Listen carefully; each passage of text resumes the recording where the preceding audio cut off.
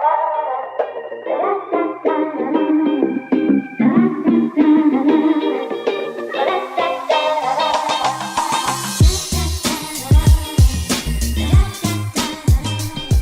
boyos, we're back for none other than episode 43 of Not So Subtle.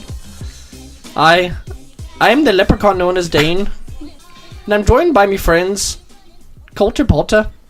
Sup, dude. I can't do this accent. And Jordan Miller. Hello. Look, I tried. You gave it your all. I gave it like 70% of my all. Honestly, I know you can do better, but it's not your peak performance. It's fine. Look, I have a little Irish in me, but I never claimed to be a leprechaun. You might not like it, but this is what peak leprechaun looks like. This is what peak leprechaun. Guys, this is Not So Subtle. Guys and gals, everything in between. This is Not So Subtle. The best podcast on the internet. If you've never heard of it, now you have. And welcome. This is episode 43. We talk about video games, pop culture, movies. We have a wacky film list where we pull a fat movie out of the bag. We watch that shit. We talk about it. And then we pull another one and we rinse, lather, repeat. Pull a fat one out. We pass that shit. We pass that shit. We hit that shit. We pass that shit. We also have bits such as that, but yeah, some of which you won't understand. Yeah, some of which undoubtedly is inside jokes, and some of which I don't understand. That's right. How much of the podcast would you say the layman wouldn't understand? 85%. That's right, and that's why we don't have viewers. So if you're listening to this, congratulations, you are the 6th viewer ever. If you understand more than 85% of this, you've ascended. Genius level intellect. Yeah, so we one of our standard things here is the Wacky Film List, guys. We watch a whole lot of movies. This week we happened to watch a DCOM. For those who aren't aware, it's a Disney Channel original movie. They aren't good, but we put them on there as a gag. Look, some of them are alright, but we put them on there as a gag. We have everything from these kinds of movies to Apocalypse Now, Taxi Driver. Most recently we watched Whiplash, watched some animated stuff. I mean, most recently we watched Xenon Girl of the 21st Century. Well, yeah, but I mean, like, in terms of non-decoms. Oh, okay, sure. Decoms. And yeah, and this week we happen to watch Luck of the Irish, which we'll be talking about shortly. And then at the end of this podcast, we will pick another movie. So look forward to that. But before we get to that, Colter, we have something planned for the opening bid, don't we? That's right. Guys, on this podcast, we talk about lightning round questions, and that's it. And that's it. This is no bit. This is no bit. This is no bit. This is a tried and true... This is a stroke of lightning. Round questions. Guys, let's fucking go. Hit us with them. When you fly on a plane, do you wear a neck pillow? No. No. No. Care to elaborate? No. There's a couple... How do you feel about the neck pillow? There's a couple issues here. Fine. I don't fly a lot. In the past 10 years, I've maybe flown three or four times. Maybe. So it's just not a thing. So flown on a commercial airplane, is that what we're talking about here? Right. Okay. Yeah, I don't have a private jet. Oh, okay, cool. Not flying under your own power. No. Not rich kids of Instagram type stuff? No. No? Not like little Bow Wow? Certainly not. I don't even think he has the money to fly private anymore. Did you guys hear about this? No. He put on his Instagram, like, just living the high life or something like that, posing in front of a private jet, and then someone on that same day took a picture of him in a commercial airline, just chilling, just sitting like with the rest of the plebs in coach. That's fun. No way. So they literally proved that he was not on that. That's amazing. Private jet. That's great. You have to represent yourself in the best way possible. And I think that was a little Bow Wow. I'm sorry if I'm wrong, but look, that was the beginning of the end of his career, if it was. The beginning of the end. That was the final straw. He's at the end of his end of career. Yeah. No, so look, I don't fly that much. That was more like the straw that broke the camel's back, as they say. That's right. Or the final straw, if you will. Mm-hmm. The very last straw. No, I don't fly that much. I feel like if I did fly a lot, I would probably get sick of it real fast, and I'd do everything I could to, like, make my experience better. Like, my dad flies a lot, and he has, like, some, noise canceling headphones and, like, a bunch of, like, little things. Does he use a neck pillow? I don't think so. I feel like the neck pillow is a very specific... Like, I don't think anyone needs a neck pillow. I don't know. I mean, if you're flying a lot, or if you're on, like, an international flight, then by all means. But if you're going to, like, Like for us, if we're going from like Washington to California, you don't need a neck pillow, dude. I mean, you're not going to sleep on that flight. But like, is it for sleeping or is it just so you to get comfortable? I mean, if a flight from like here to anywhere in the United States is not going to require like you're not going to be like napping or. But people use it all the time, like on those flights. I'm like, you look like a fucking moron. Like, don't put it away. Just put it away. You're staunchly anti neck pillow. For anything, if it's a 6+ hour flight, then absolutely use your neck pillow. But like I said, if you're going from here to like Alaska, or like California, or like Oregon, anywhere like in the U.S., pretty much, you don't need a neck pillow. No one needs one. I'm against it. No, I understand the benefits, and I always like when I was on the international flights that I've taken in the past couple years, I always want to like lean my head back. Yeah. But there's like no support, and I wish there was something there. But I've tried the neck pillow and it doesn't really work for me. But I am a weirdo that absolutely cannot fall asleep on. I don't know if that's weird or not, but I have very difficult time falling asleep on airplanes.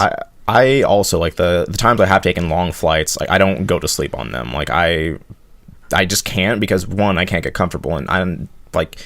A neck pillow doesn't help that much because I don't like sleeping like sitting up. Like that is just like not natural to me, so and I hate it. Like I don't want to like fall forward. Like I would much rather honestly just lay down the like table and just like try to like get comfortable and lean on it and like do something like awkward like that because I just don't want to sit standing up or like sleep standing up or sitting up, whatever. Yeah, but.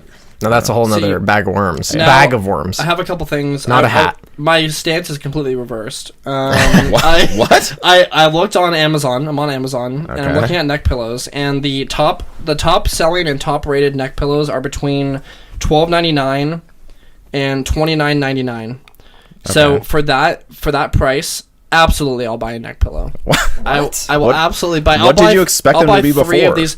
No, well, I don't know. It's a pillow. It's not made of fucking technology. No, but look, this one is scientifically proven. It has like 3,000 reviews. Okay, well, I stand corrected. It is, and it's made of titanium. Like $30. Yeah, and this one's made of like fucking like red velvet cupcakes. Wow. This one is made of vibranium. This one's made of titanium or vibranium. Mm-hmm.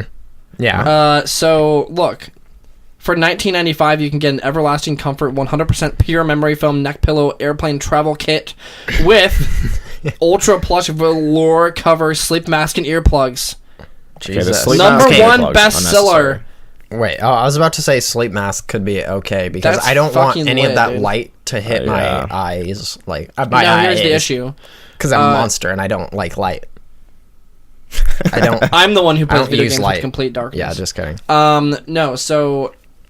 On a flight, like if I haven't taken a lot of long flights, but if I'm gonna sleep on a flight, I usually like if I have like the window seat, I'll just like lean against the thing. If I had a neck pillow, the one that they have here, let me show you guys this picture because the one that they have, you can like twist into different shapes.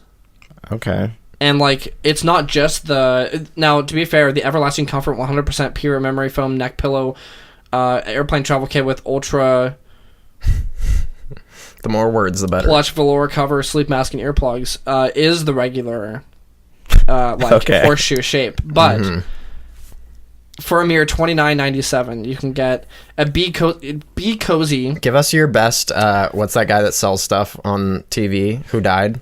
Pat Sajak? No, Billy Mays. Yeah, Billy. Give us your best Millie Be Cozy chin supporting travel pillow supports the head, neck, and chin in maximum comfort in any sitting position. A patented product, adult size navy. Look, for the $29.97, you can get an octopus tentacle to wrap around y'all neck. All right, what the fuck are people doing? This is fucking lit. No, dude. I like that because of the support on the chin. Yeah, this is great.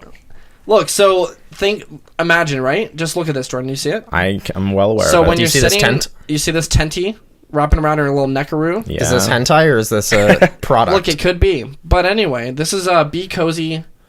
If you know what that is, Be Cozy chin supporting travel pillow supports the head, neck, and chin in maximum comfort in any sitting position. A patented product, adult size. They also have child size if you need that. I don't. It is a little bit cheaper, only by around $5, so it's not really worth it. Okay. But anyway, you could definitely wrap that around your neck and sleep real comfortably against the window. Mm-hmm. Sure. So I'm on board. I'm definitely on board. I just bought one. It's on its way to my house. even though you don't have a flight in mind. Look, I'll just wear it. Yeah. Around anywhere I am. I'm sure I'll get tired. You While can fall gaming, asleep standing up with that. Just like, oh, I'm just gonna take a nap. Look, I could be and making. just be strangled by a when tentacle. I'm making my 6-minute cup of coffee, I'll just fall asleep. Just like, wow, this cup of coffee. remember in Jungle Book when the snake went all around the body? Mowgli? While, that's the name of the kid. Yes, the kid. But Ka, the snake, when it wraps around the body and it's like singing a song and then it like lulls you to sleep, it's like that.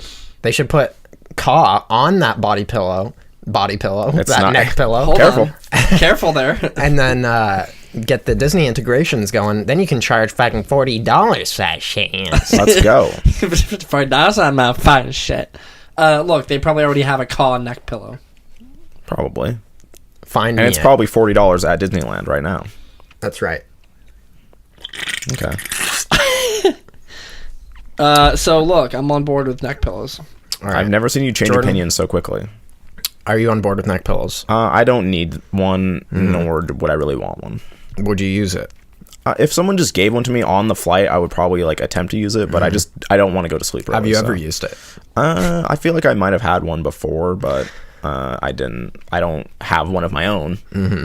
I borrowed someone's. Okay, so I didn't find a Caw neck pillow, but I found an Olaf neck pillow. Let's go. That's shit. That That doesn't looks like trash. Look, these. It has this no is the thing. integration. This is the stuff that I don't like. These are the ones that I don't like. These are just Oh no. like. This is the ubiquitous like. Neck This is pillow. the. Yes. Yeah, this is the. I don't know.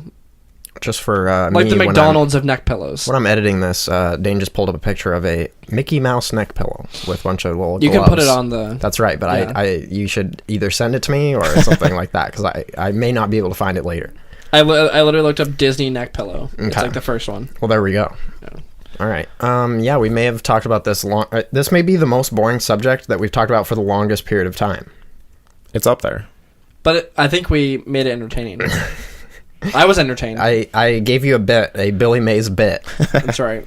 Okay. Well, Cool. the next question is one that we've asked ourselves many times. Do Oh. we like Disneyland? Yes. Sure. Yes. Who doesn't? I love Disneyland. I feel like I have a less like extravagant opinion about it than you guys do, just because I haven't been there since I was Extravagant. like 8. Yeah, I mean it's great. I mean, Look, it's a nice place, Yeah. I'm sure. Okay, well, I mean, we can go, since we're all in agreement, we can say some bad things about Disneyland. It's expensive. It's expensive. It's very expensive. How much is it for? Do you want to go to both parks in the same day? I don't know what the two parks are. California Adventure. I don't even know what that has. Probably not. Let's say What? I don't know what that has. Never heard of that California was Adventure? that was still being built. When I Tower went. of Terror. Then you That's went not when you there were anymore. less than 5. No. Or young man, small man. I was like 6 or 7. I'm pretty sure. Right? Came Yeah, out I in was- 2001. Mm, You gonna challenge me to a Disney? You're really gonna go down this road. I'm pretty sure that when I was there, it was being constructed in some way, or like wasn't open. Okay. Okay, well, I know that it opened in 2001. Where are your receipts from? We all where- think when we you know a went? lot of things. Two people can be wrong. No, but yeah, if you want to go to both parks in one day, it's like $120 for a day. For one day. $120, yeah. But if you get That's- like multiple day park hoppers, the price of each day goes down. Yeah. So it'll be like less than 100 if you buy like 3 days. I feel like the total. Less than 100 per day if you The buy last like time 3 days. That's I insane. went with you, like the total amount was like a bit over $1,000 for like a week. I think was that how long we stayed there? What? We went to the parks 5 days, I think. Yeah, and like, well, that's like flight, hotel, like Oh. Yeah, Tickets. I think Oh, for we had, like a everything. package. Yeah, like yeah. a little bit, like Oh. That's not bad. a bit over $1,000. I thought you were saying it was $1,000 for the park. No, I mean And it I- might be if you go like a single day for like 5 days in a row. That's but insane, dude. Yeah, Look, so- I'll be honest. I don't know if that's worth it for me. Yeah, it's That's a lot. That's so much money. Not because I don't like Disneyland, just because that like the value is just like you're. So wait, do you pay to get into the park, but do you pay to get onto the rides? No. Okay, but you have to wait. Yeah. Yeah. But you can also get the VIP thing that lets you like skip the lines, right? They don't have that at Disneyland. Oh, okay. They have you can pay for something that lets you get fast passes on your phone now instead of having to actually go to the kiosks and get paper fast passes. You pay $5 per day for that privilege. I think I haven't tried that yet. It's kind of new. I think it's called Max Pass. I would do that. But yeah, that's pretty nice. And in Disney World, you have to schedule your fast passes in advance before you even go, which is fucked up. They kind of had that at Disneyland before, right? You didn't have to do it before you went, but they had a thing where it was like, oh, you are going to come at this time later in the day, and then like you'll go on the ride. Oh, well, yeah. It's like still when you like get that? a fast pass, yeah, it has a time stamp on it that you Okay, come yeah. back, yeah. Oh, so it's basically like an appointment. Yeah, to go but on you the don't ride. like get to choose when it is. Like they start selling like for that hour in the morning, and then like there's a certain amount of passes that they give out for each hour. So if it's a really popular ride, like You may be scheduled at like 6 p.m. or something. yeah, you may be scheduled in like 5 hours to go back. Yeah, okay. That makes So. sense. No, I mean, like, okay, so that doesn't sound that bad. I like Disneyland. It's just it is expensive, and at a certain point, it's getting to the point with like PAX where I'm like, what am I doing here? Like, Well, first of all, you haven't gone in a very long time. no, I know, but like but also we've talked about this. I don't like theme parks that much. Yeah. I don't like going on rides that much. So it's like, what? Well, I would go for like. Yeah, I guess if you I don't would go for go like on the rides, the aesthetics, the ambiance. It's a fun experience. Like I don't even enjoy like the rides there are not like extreme like adrenaline rides, but they're just fun to like go and like see like all the cool like buildings and effects and stuff. Yeah, like everything is like really experience well. is fun. Like the presentation is great. That's what I would probably enjoy more than like the thrill, because I don't really enjoy that much. Yeah. So, look, I'll go to Disneyland with you guys. All right, great. You said it here first. yeah. So yeah, I would complain about that. Anything else I would shite on it for? Look, we can't go when it's gonna be really hot because I can't handle Yeah. it. The food it's- at the park is also absurdly expensive. Yeah, it's expensive. Yeah, I mean, yeah, I don't know if I'd say it's like ridiculous, but it's definitely like if you go to an event like a concert or something, it'll be marked up like about that. Yeah. What if you want like a burger, like a regular like I don't even know where you would eat there. Not Blue I don't Bayou. know. Like if you just go to like some place and you're like, I just want to get like a fucking hot dog. Is it like $10? I don't really Probably know. somewhat like that. $5-10 for Yeah. something. I don't know. Yeah. But yeah, I don't have a lot to complain about because I like it a lot. It's a fun. Listen, you're going there for an experience. Like it's hard to complain. Yeah, about the what you're getting there. experience would be worth it just for the rides. For me, at least, it's not the draw. They announced that Star Wars Land is coming in summer 2019 to Disneyland. That's wild. I think. That's when we're going. Lols. Lols. And then fall 2019 for Disney World. And they announced that the hotel, the Star Wars themed hotel experience, like will be like right next to the park or whatever. Nice.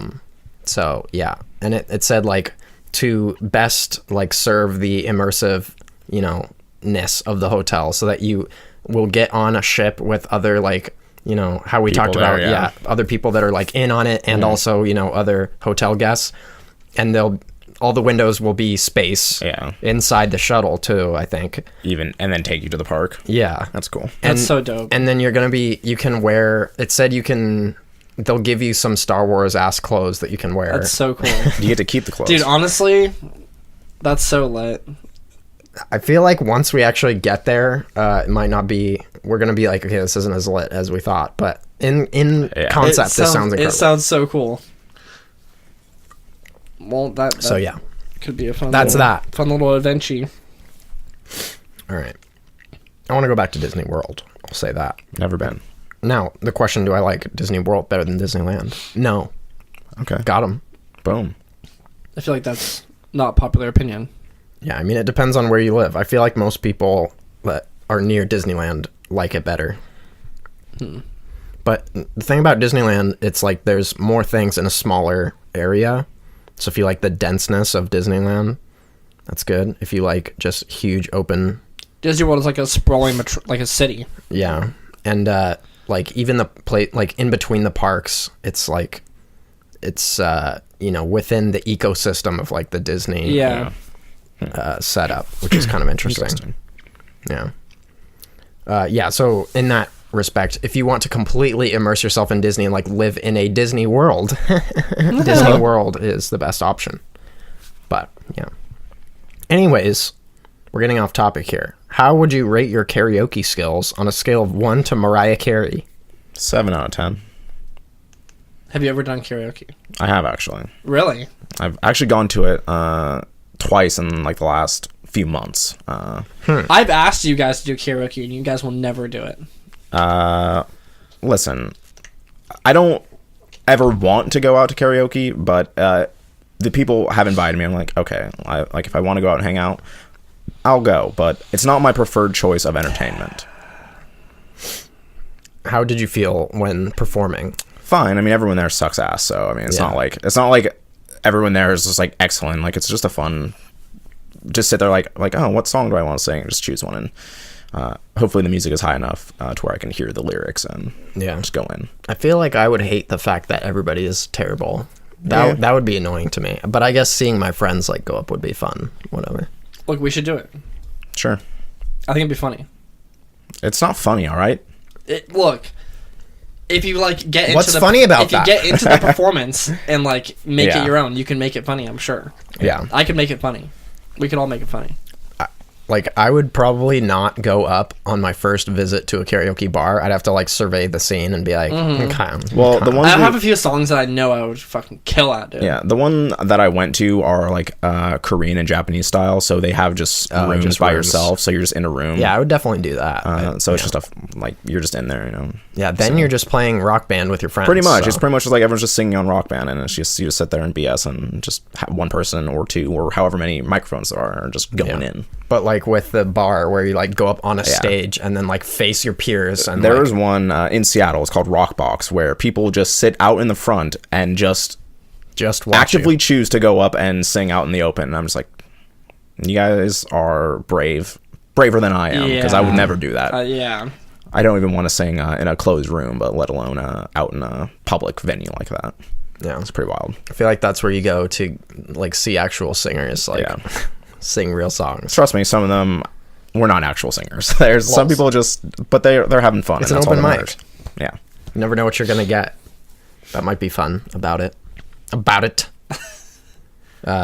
Yeah. Any other thoughts about that? No. I don't know what my skills would be because I've never done it.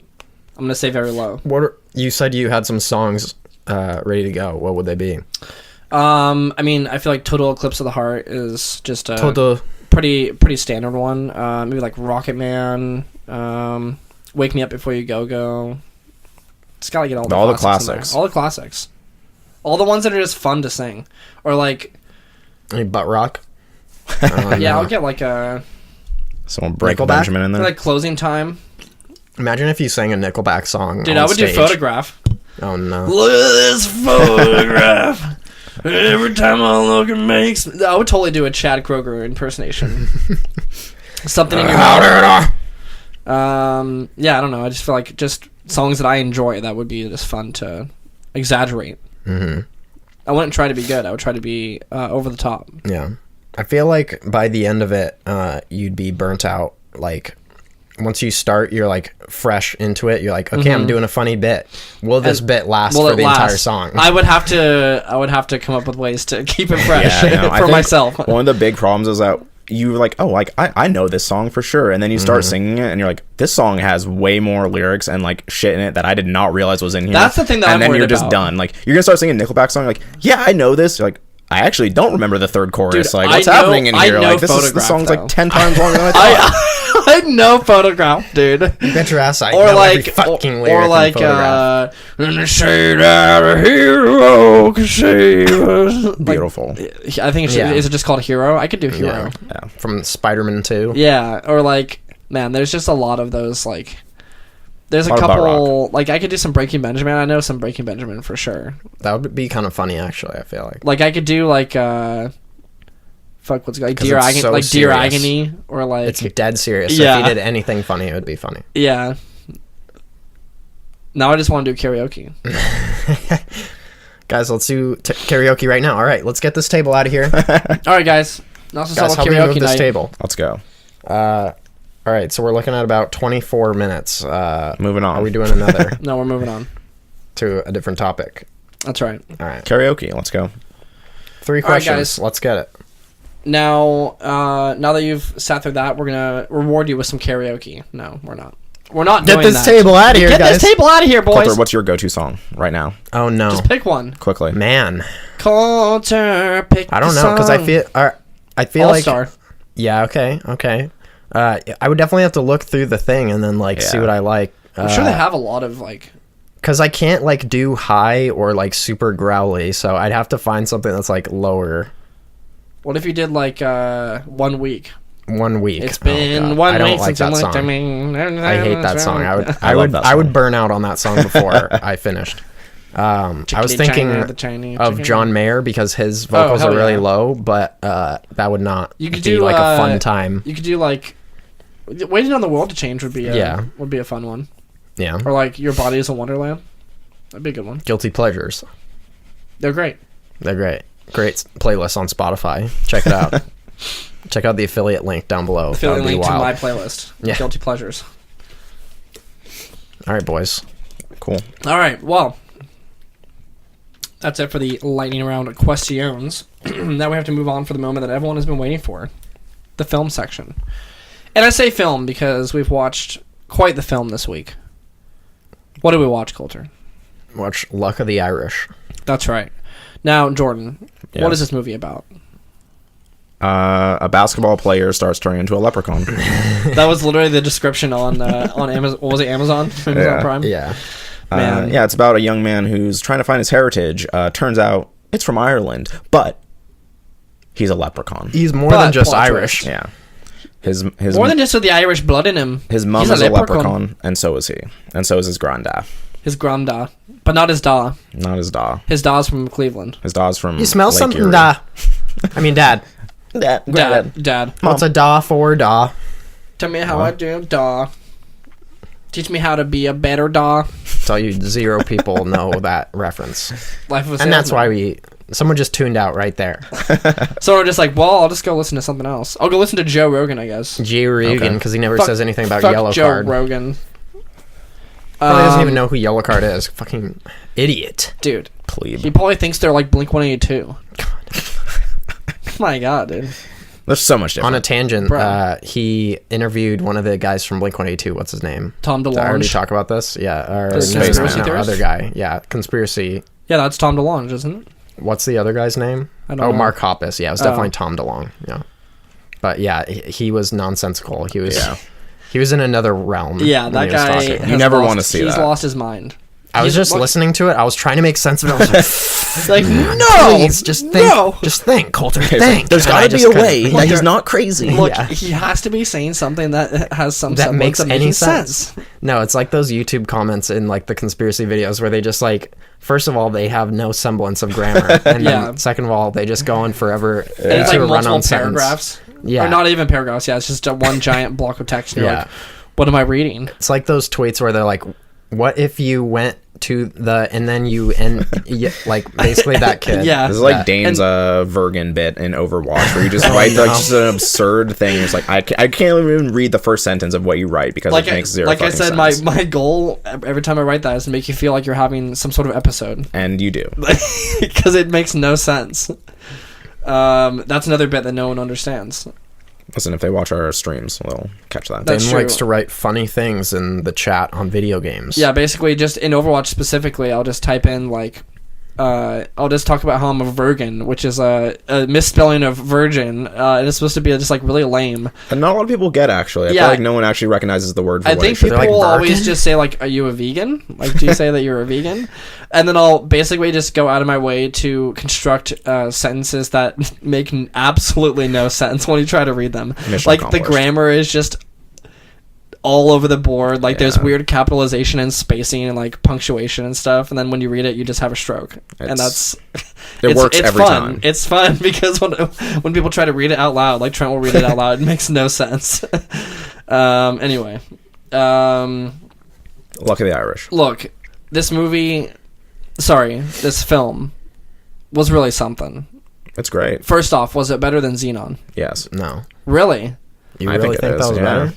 I don't know. What the fuck? I don't think it was. It absolutely wasn't. Yeah, it was not. I like this one a lot better than Xenon. No, you do not. Yeah, Jordan, Xenon has fun stop. set design and Look, like you don't dumb have to. shit. You but, don't like, have to be a contrarian. I was like, oh, okay, like this is just a more enjoyable film than Xenon Girl of the 21st Century. It's more fun. Listen, it was because you didn't like whiny Xenon. Well, Xenon sucks. First of all, she sucks really We've gotten bad. to the core of it. Yeah. And you like Troy Bolton. She's terrible. Kyle Johnson. Listen, High School Musical, great film. This is the predecessor to High School Musical. It laid the groundwork. This is the prequel. That's right. This is the sequel. Listen, there's something about kids that just gets your fist clenched. Listen, grow the fuck up. Something She about was a kids little makes you do annoying. the Arthur meme. Yeah, that's right. When she finds out about Protozoa or whatever in Xenon, and she goes out and like screams in the hallway. Yeah. Did that just make you? No, I mean, like, Like, I hate Xenon! it's not that I hate Xenon. I just don't like her character is like just a trope and stereotypes. Like, That's oh, true. whiny like junior high girl like in love with this band. It's like, all right, that's whatever.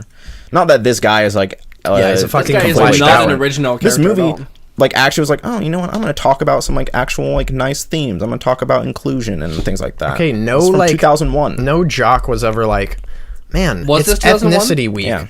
It's Heritage Week. I'm just really curious about my heritage. Of course, it's a Disney Channel movie. Of course, it's not 100% factual. Yeah. I mean, it's fine for people to be curious about their heritage, but he was like on a mission. He was like, his entire Well, yeah, life because his was parents were hiding it from consumed him. by... It makes perfect sense. But like, I don't know. It seemed weird. For even some his reason. parents were like so over the top. Like that fever dream Yeah. scene where they were at dinner and No, like... yeah, that was. I just honestly felt like I was was losing a my nightmare. mind. That was more Yeah. disturbing than the Texas Chainsaw Massacre dinner scene. It had elements of that where like the camera was Yeah. like the super wide really angle zoomed out, shots yeah. and like really And they were weird like- they're like they were like acting really weird man, I want to watch that scene and like again. putting on a face and like laughing. yeah, and the scarily, music was like creepily.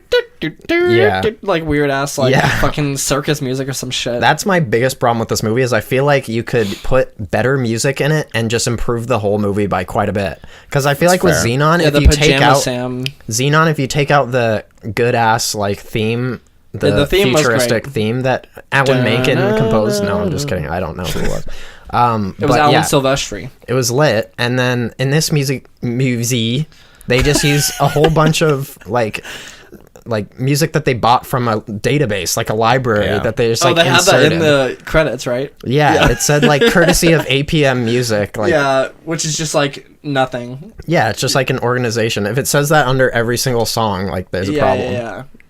So Yeah, none of that was original. None of those were original compositions for. That's for correct. Luck of the Irish, yeah. and so the only good song was the ska jam. Do you know about ska? I know about ska. Where it went in during the car chase. Yeah, yeah, yeah. That Yeah, car the chase was song fucking during that. lit. I enjoy How are ska. you guys not gonna think that car chase was not I mean, good? there was like some sequences. Like I enjoyed the What are whole. you talking? Okay, I enjoyed Okay, the well, whole. when he was like yelling, like, "Hey, we got him, boys!" Like, except in a Yeah. Irish accent, Clearly. because I can't do that. We got him, boys. No, Yeah. no. That's Like, listen, I'm give it your not- best. It was a 70, little better. 70%. Than mine. Mine was Southern, not even a hint of Irish. That's right. No, but yeah, that was funny, but the rest of it was just like a fucking piece of trash. But As in just that scene. The rest of it was just Okay, like, yeah. oh, what we're about the part driving when they through crash and Utah. the girl literally had a blood curdling scream? Okay, that was That hilarious. was funny, but just because it was bad. They inserted the And most so is Xenon. That's why blood-curdling. Xenon is a good film. All the stuff that's fun in Xenon is because it's garbage. Like, I don't know. It's No, more but Xenon charming. was like better directed. oh, Like, it was like, it was like a better. It just was like a better movie. sure. I feel the like They're it was both Garbarino. The it felt script more was real. certainly They're better. both The Garbarino. script was certainly better in Xenon. I don't know if I can even agree with that. The script is at Come trash on. fire. Dude, the writing in this movie was so bad. Yeah, it's fine. And the delivery and the acting of most every character besides the grandpa and the main villain, like O'Haron and Steven guy or whatever his name was. Seamus, yeah. They should have like played up the Irish part of it instead of like the mom and dad being just the weirdest people. Yeah, they were just... Louis C.K. was so strange in that movie. Like the first This was entire pre-rape. third of the movie, I was just uncomfortable throughout because his parents were acting so weird. I just don't like it was just too over the top. Like the acting Yeah. was just too exaggerated. It was too much. Yeah. But then like once they start once she actually is a leprechaun, which should have happened much earlier in the movie. That's like almost halfway through or something. Yeah, that was that. that was like 30 minutes in probably. Yeah, at least. Yeah. But yeah, like once that happened, it's like, okay, we've thrown like realness out the window. Now we can do like, crazy stuff. They do. So I was kind of on board with that. They do some things where it's like, oh, it's a leprechaun thing, and he like breaks into the safe, and like, a few wild things where like his ears get all crazy, and like there's a couple outlandish things, but they could have gone. Yeah, I agree with you. They could have done like way more of the fantasy aspect of it. Yeah, because when they go into another realm, I guess, to Ireland, I liked that part. Yeah, that was a good. That part was great. That was like a good that scene. whole sequence was great. I actually really enjoyed, and I remembered that too. Like when that came on, I was like, I remember all this. Like I remember that they do the tie-in. Like I remember much more of this than Xenon. Yeah, like I remember watching this movie a lot, so I remembered a lot of the sequences, and like it's good. Also, it's really weird. How did this movie get approved? What do you mean? Like the whole concept of him like being Irish, and then there's like a leprechaun, but he's also like a basketball. I guess it makes sense on like a level of like, oh, he's a basketball star, but he's also a leprechaun. Yeah. He's tall, but he's short. Listen, it makes sense in the Disney Channel film of blank turns into blank or blank becomes blank. Dude, on the all poster the for so this, arbitrary. on IMDb, Why it just said Irish? like a kid today, a leprechaun tomorrow, and it just has him like sitting there with a basketball, and then on the other side it's just a little leprechaun. Who thought of like, this and why? Someone was high on Molly when they thought of this. Look, they had to come up with some sort of movie to play on St. Patrick's Day on Disney Channel. Oh, okay. Yeah. And then they're like, all right. Oh my God, we got to get a kid. I hit my mic. He's got to go to high school, man. He's got to be a leprechaun. But he also has to be Irish. Yeah, I don't know. They were just... They had something going on it's in not their a brains. I'll say it's one of the more original concepts. Yeah. Like, it's pretty outlandish in just the theme. They just didn't go as far in the direction of absurdity as I would have liked. That's why I like Xenon, because it's like... It feels like a play or something. Or it just feels like so heightened and strange. And like... It's this, like you were saying, this movie like tries to simulate real life. Yeah, so the biggest thing, Xenon is not analogous to real life. It's another world, and they do a pretty good job of actually like putting you into this parallel like future world, like Tomorrowland giving you the idea world. that they've like their culture has adapted like new terminology and like all kinds of weird like.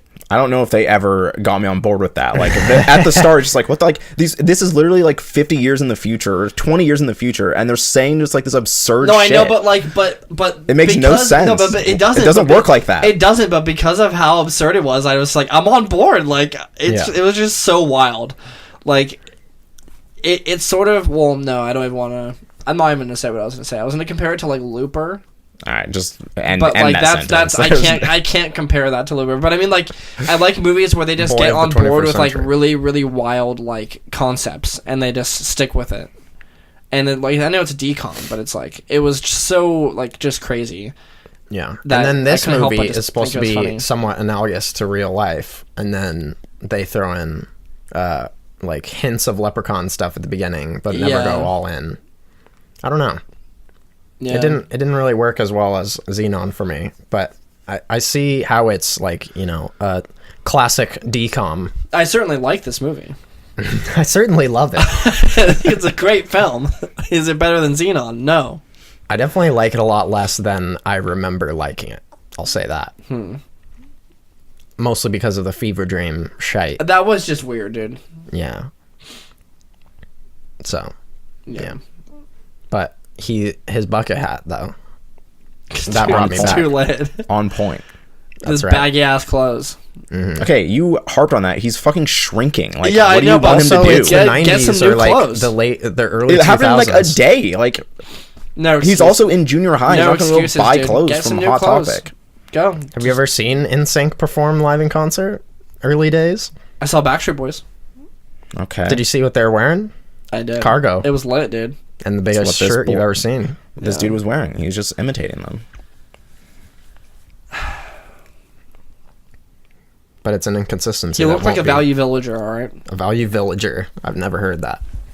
You heard it here first. It is a derogatory term. I just made it up.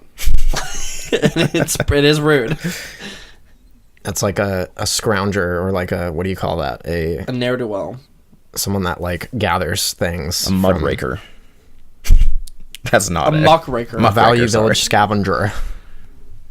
A bargain bin bandit. Nice. A bargain bandit. Anyways, we're off the rails. That's right. On this crazy train. Anything else about this movie? There's not much else I have to say, honestly. I'm really glad that we're watching these DComs because it gives me a greater appreciation for real movies.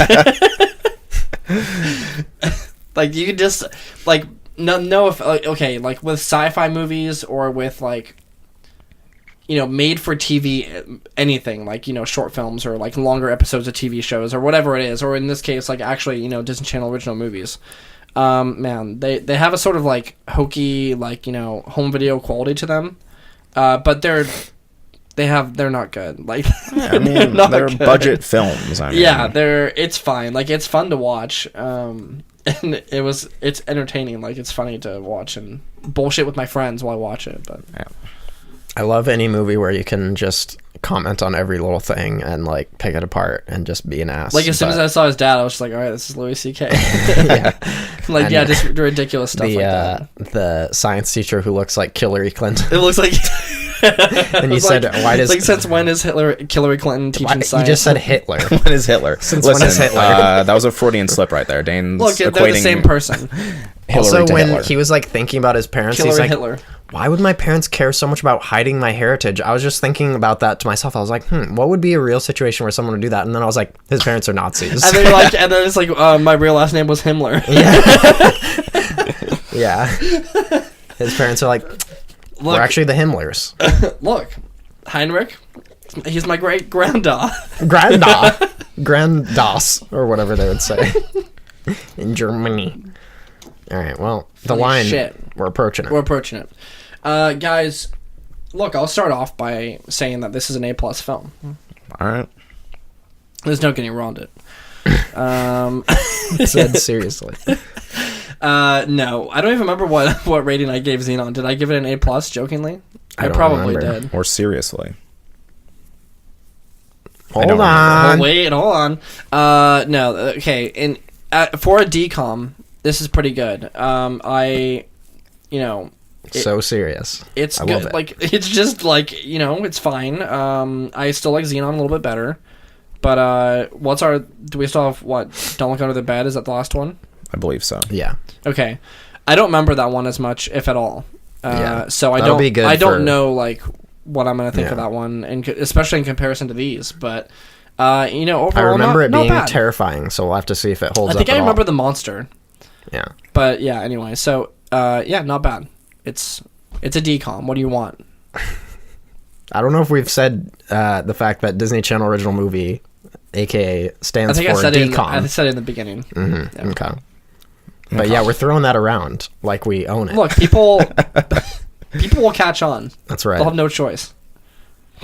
I love the idea of us talking super seriously about Disney Channel original movies and calling them DComs and just like They Like- deserve. as if we like produced the movie. Going into like an in-depth analysis of the. They deserve it. And all they're right? meant to be just like on the TV while a child like literally just Well, a child just like drools on his. just waste their childhood. Like we did. Dude, the first review that I saw when I went to go look at what it had on IMDb was it said like, my children, I've already watched this 5 times this week and it's only been out for like since Monday or whatever it was, and it was like from 2001. It was a review like talking about how their kids really enjoyed it. So this is literally just like if you don't have a babysitter, you just tell your kids, all right, just watch Luck of the Irish and Xenon, and we'll be back. Perfect. And then you just plant them in front of the TV. You chain them to the couch. They watch they watch DCOM, and you're good. And become upstanding citizens. That's right. All right. Well, our ranking, our DComs power raised rankings of DCOM of all the DComs will be soon available. That's right. As well as our Wacky Film List power rankings. That's right. As well as our Still wanna do Wacky that. Film List because it's not available at the moment. What was your review of the Guys, film? I'd recommend this film to children. Anyone with a Leprechauns? pulse. If you haven't ever seen it before, it's funny to make fun of if you're an adult. I don't think it's a great, family venture. I don't know. It's a little weird. I think they could have done a better job. It's not the worst. It's interesting. It's original. But yeah, it's not my favorite DCOM. But fair enough. Yeah, I'd recommend it to, anyone that enjoys the other DCOMs. Jorsman. Well, I found this movie to be fun in a way that all DCOMs are fun. I found it more fun than Xenon, and a better film than Xenon in all regards. Maybe except for the music. The music is trash, but also trash. There's in a no fun zoom, way. zoom, zoom. There isn't. There's no like original music, but it is just trashy enough to like when the bops start going in, you're just like, all right, this is like dumb as fuck, but also kind of lit. But also somewhat lit. Like also that car chase scene, I was just like, damn, like this is just like so dumb and silly that I have to. You can't help but just be like, all right. When they throw the pot of yeah, and it's just cabbage. like cabbage or whatever, yeah. Like that stuff is just dumb. It's dumb fun. I'm gonna give this movie one lucky gold coin. Nice. Out of nothing else. It's just lucky. This movie's lucky. That's all there is to it. Look, it has the luck of the Irish. It's got the luck of the Irish, the luck of the O'Reilly clan. All I have to say is you never know what Jordan will like, for sure. You're a wild card. You're a loose cannon. Speaking of Jordan's wild card, it hasn't made an appearance Maybe yet. tonight. It's coming. When we pull the wacky film. I was going to mic is ask, can just I please low move as this fuck. up? Yes, it's going to please make do. some noises. Well, guys, those were our in-depth opinions and analyses of The Luck of the Irish. And by the end of this episode, we'll have pulled a new film, and Quite we'll possibly. be looking forward to watch it. Another decom. It's very likely. Especially if we get your wild card, because we know what you're picking. I'll tell you right now, I'm not picking Don't Look Under the Bed. You never know. But maybe I will. It's wild. We've already discussed if it's That the might last... be the only movie left on the list. So. Yeah, we've already discussed if it's the last card. If you pull your wild card last, you get to pick any movie ever. Yeah. That's a broad... It's Shrek, but I mean... Yeah, that's the right choice. But there's no other options. all right, guys. Well, before we pull the next wacky film from the bag, we gotta talk about them video games. There's actually a movie that I watched that I want to That's talk right. about. I fucked up. I didn't hit my mic, but I messed up. Jordan, what did you watch? So weird. I recently watched Annihilation, a movie that I brought up a couple times on this podcast that I was going to watch. And just recently Natalie Portman's released 25th role. Her first film. No, it's not. Okay, so get on with it, please. Come on. Okay. Listen, we heard you talk about your fucking complaints about your neck pillow. I mean, give me a couple I'm minutes. kidding. All right? I'm If we kidding. don't laugh, then the viewers just think you're actually being rude. Mean. Yeah. I'm not being mean. Yeah. I'm not upset. But it's probably actually the first movie that I've purchased from Amazon, at least, and any movie in a while. I didn't have the opportunity to rent it, which pissed me off. Quite a great deal. You had to Yeah. buy it. I had to buy it. Oh, you I know don't why? like when they do that. Because it's only available for purchase digitally for like 2 or 3 weeks Yeah. until it's available on Blu-ray, and then it goes available for rent. Yeah. So I saw that, but decided to pay the price and watch it because I wanted to see this movie, and it turned Now out you have it. and And you now can I watch own it. it, And you can enjoy With it the whole again and family. again. and with the I'll whole never family. watch it again. It'll sit in my Amazon library forever. That's right. But this movie's pretty good. I heard some good things about it before. I think when the trailers came out, I was like, this movie looks like it might be okay, but also it could just be like a generic sci-fi The trash. marketing was bad. Yeah, the marketing honestly terrible for this movie. Like some other movies we've talked about, but it's actually very good. It's really interesting. Like the premise of it is interesting. I don't want to spoil it that much because the story is like based around like what's happening in there, but it's about a group of scientists and soldier scientists, some of them, going into a mysterious place where things like the environment, animals, people are changing in ways that they don't understand. And so it's this kind of like exploration type thing. It's very interesting. Natalie Portman's in it. Some other people are in it. They're all really good. The movie's interesting. It's not like scary, but there are some like incredibly like tense moments in it. Some of the monsters, not really monsters, they're kind of animals, but there's some like messed up like mutation thing in there. It's really cool. Also looks really nice. So It's highly important to recommend. note this is the follow-up to, or it's not a sequel or anything, but it's the next movie after Ex Machina, which was pretty great. Which I haven't seen. Yeah. Did you see that? Mm-hmm. Good stuff, right? Right. Yeah, it was good. It was kind of like a Black Mirror episode. Like, kind of ambiguously like a moral. thinking man's horror. Yeah. But which is not necessarily my favorite, genre of thing in general. Yeah, I didn't think it was like incredible. I don't need to like watch it again or anything, but I mean, it was clearly a good film. Mm-hmm. He also was the writer of 28 Days Later. Not 28 director, Jump I don't Street. think. 28 Jump Street. That's right. Yeah, so he has some weight behind his career. So I think people were excited to see this. I still want to see it. Yeah, it's really good. It's a really unique sci-fi film that I don't know. It's not. I don't think. I feel like the people that I saw talk about were like, "Oh, this movie is like incredible," but I didn't think it was like that special. Like, there's some stuff, like especially towards the end, that's just like. It's part of a series of books, so there's clearly going to be like a sequel-ish to it, but it's just like like the stuff at the end is just like, it's the kind of thing where I don't like, where it's like what's the question behind like this, like what actually happened at the end, and like it plays that really hard at the end, and it's like not like, it's just not like that. It's not needed at all, but like the story is pretty good, the characters are great, the action for what little of it there is good. Yeah, it's a fascinating little sci-fi movie. I will be watching it soon.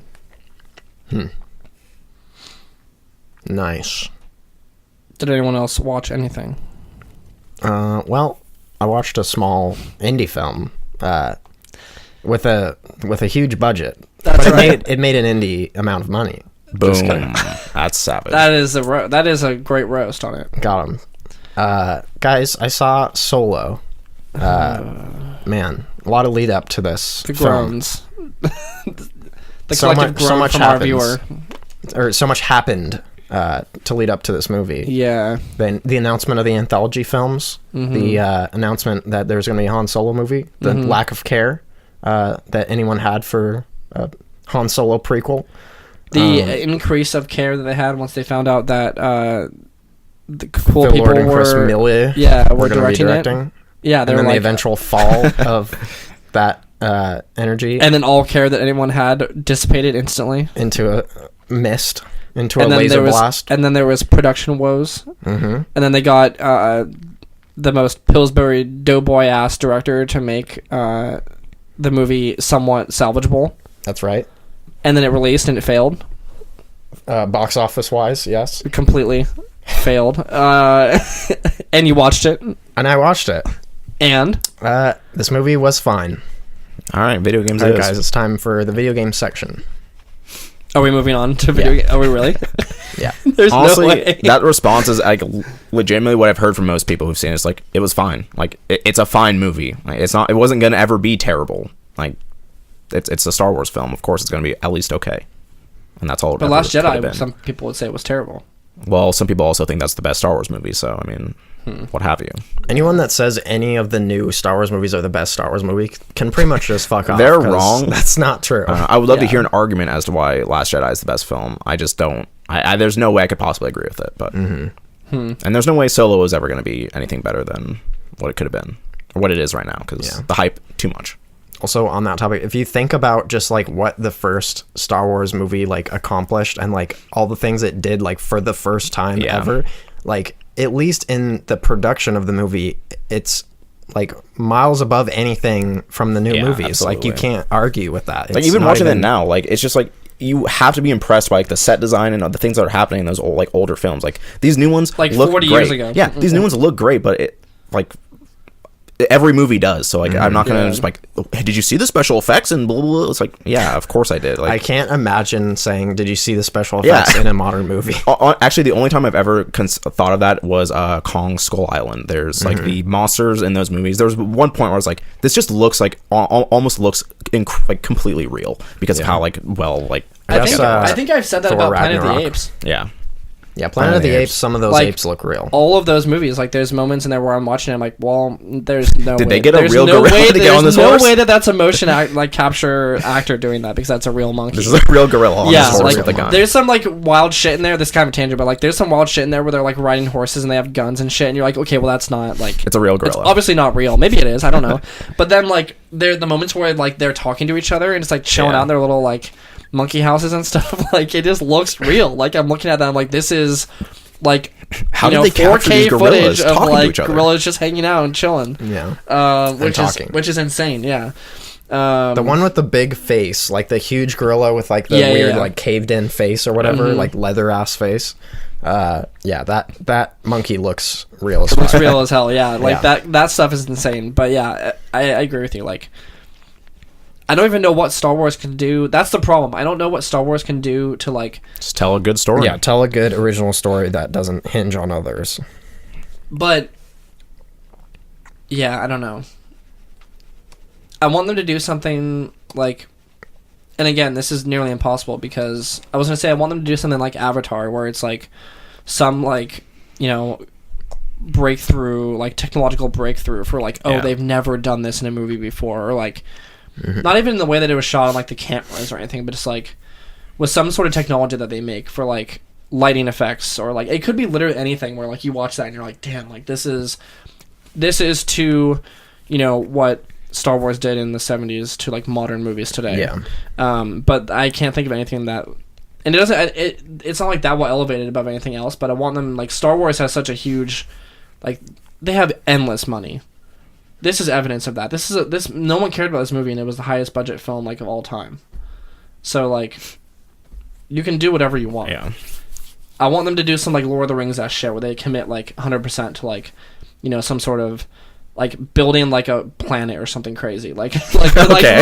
like, something. I want Sure. them, I literally want them to do us something. to sign a petition where they build a Death Star, where they literally have to build a Death Star. No, but, like, That works. with Lord of the Rings, like, with What a Workshop, they literally had, like, you know, thousands of extras wearing, like, you know, makeup, and, like, they built, like, castles and shit. Like, I want them to do something like that for Star Wars, where it's, like, and they have kind of done that, like, in Rogue One, like, Jeddah or whatever, like the place with the where the Jedi Temple was. They like built that market and all that kind of stuff. Like that stuff's dope. They need to do more of that. None of this, like, I just want to see, like, I don't know. I don't even know. I want to see like a more intimate Star Wars movie. I don't want to see this like galactic conquest ass like CGI fest. I want to see like a indie-esque film, which this could have been, but I'm guessing it wasn't.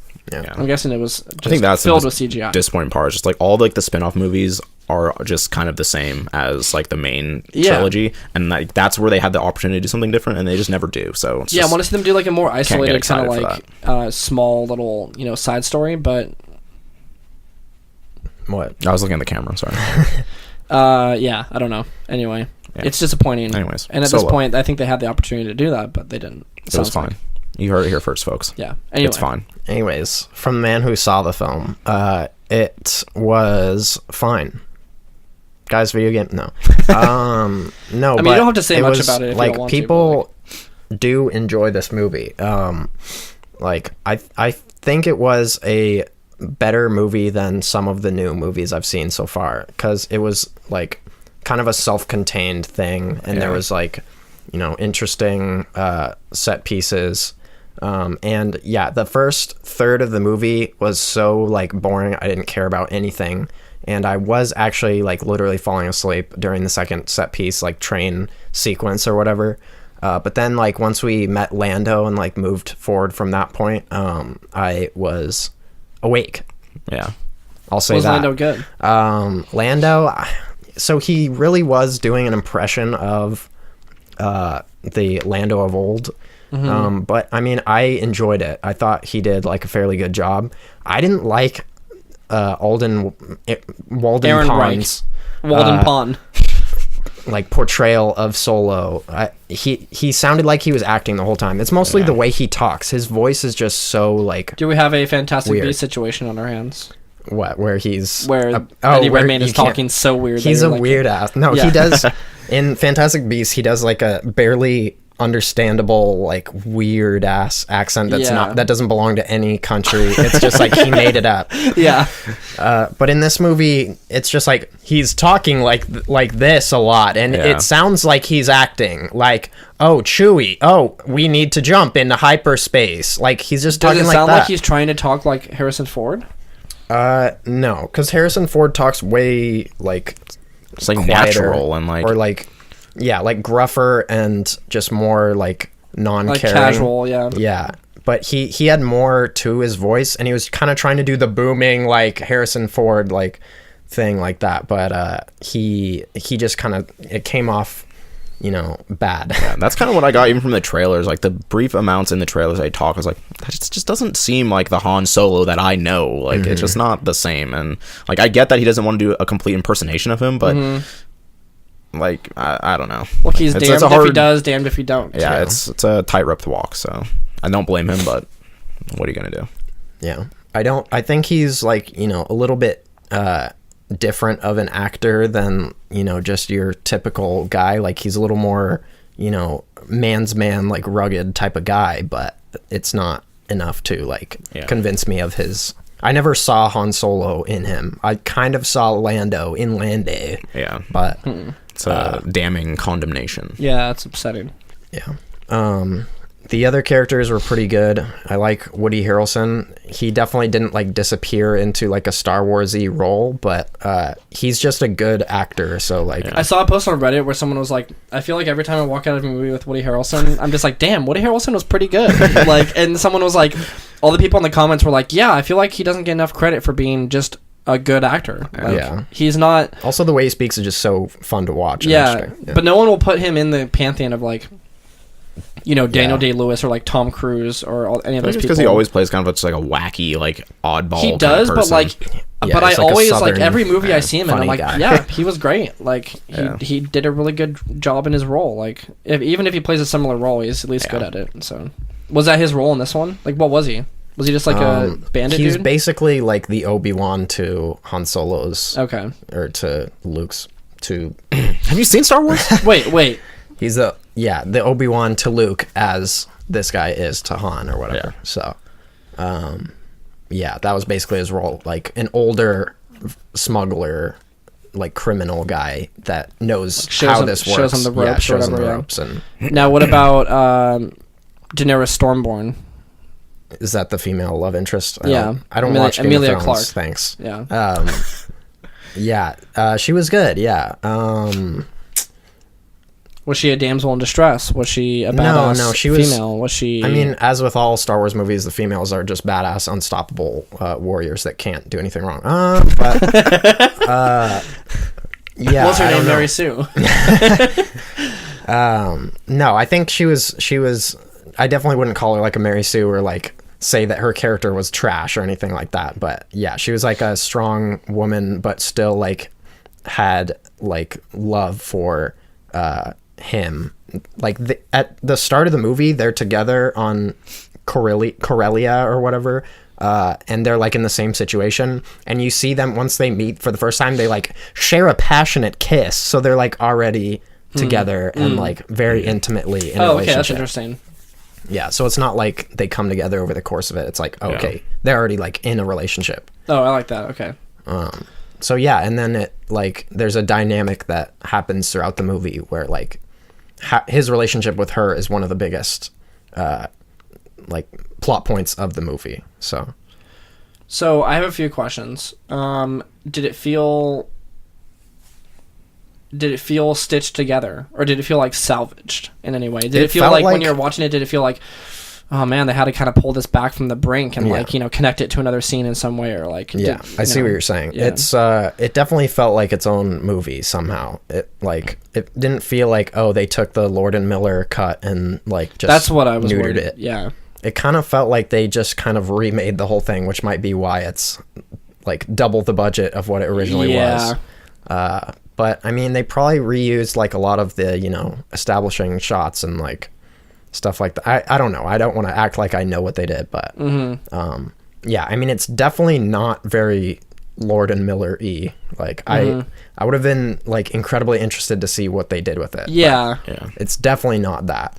It's definitely its own thing. Did it feel like it had its own identity? Like as opposed to like I just feel Lord like with and like Miller. we joke about Ron Howard being like, you know, a safe bet, but like did it just feel like a, like I keep saying it, but like a, you know, paint by numbers Star Wars movie, or did it feel like it had some sort of like, you know, vision or some sort of like, you know, visionary at the helm who was like, I have an idea for this, and I have a like, you know, a mood or a theme that I want to set. Yeah, I mean it kind of did a little bit, but I don't think any of it was because of Ron Howard. Probably not. Lawrence Kasdan wanted to do this movie like from the beginning, so I'm sure a lot of like the stuff was kind of his idea, and then Phil Lord and Chris Miller developed probably a lot of the story. So I heard rumors actually that Lawrence Kasdan only wrote The Force Awakens after they agreed to let him write his Han Solo movie. Yeah, and so this was probably like all right, Lawrence, we'll give it to you, bud. Like, you've done enough. We'll give you your movie. Yeah. Which is unfortunate. But the script, I'm guessing, wasn't that bad.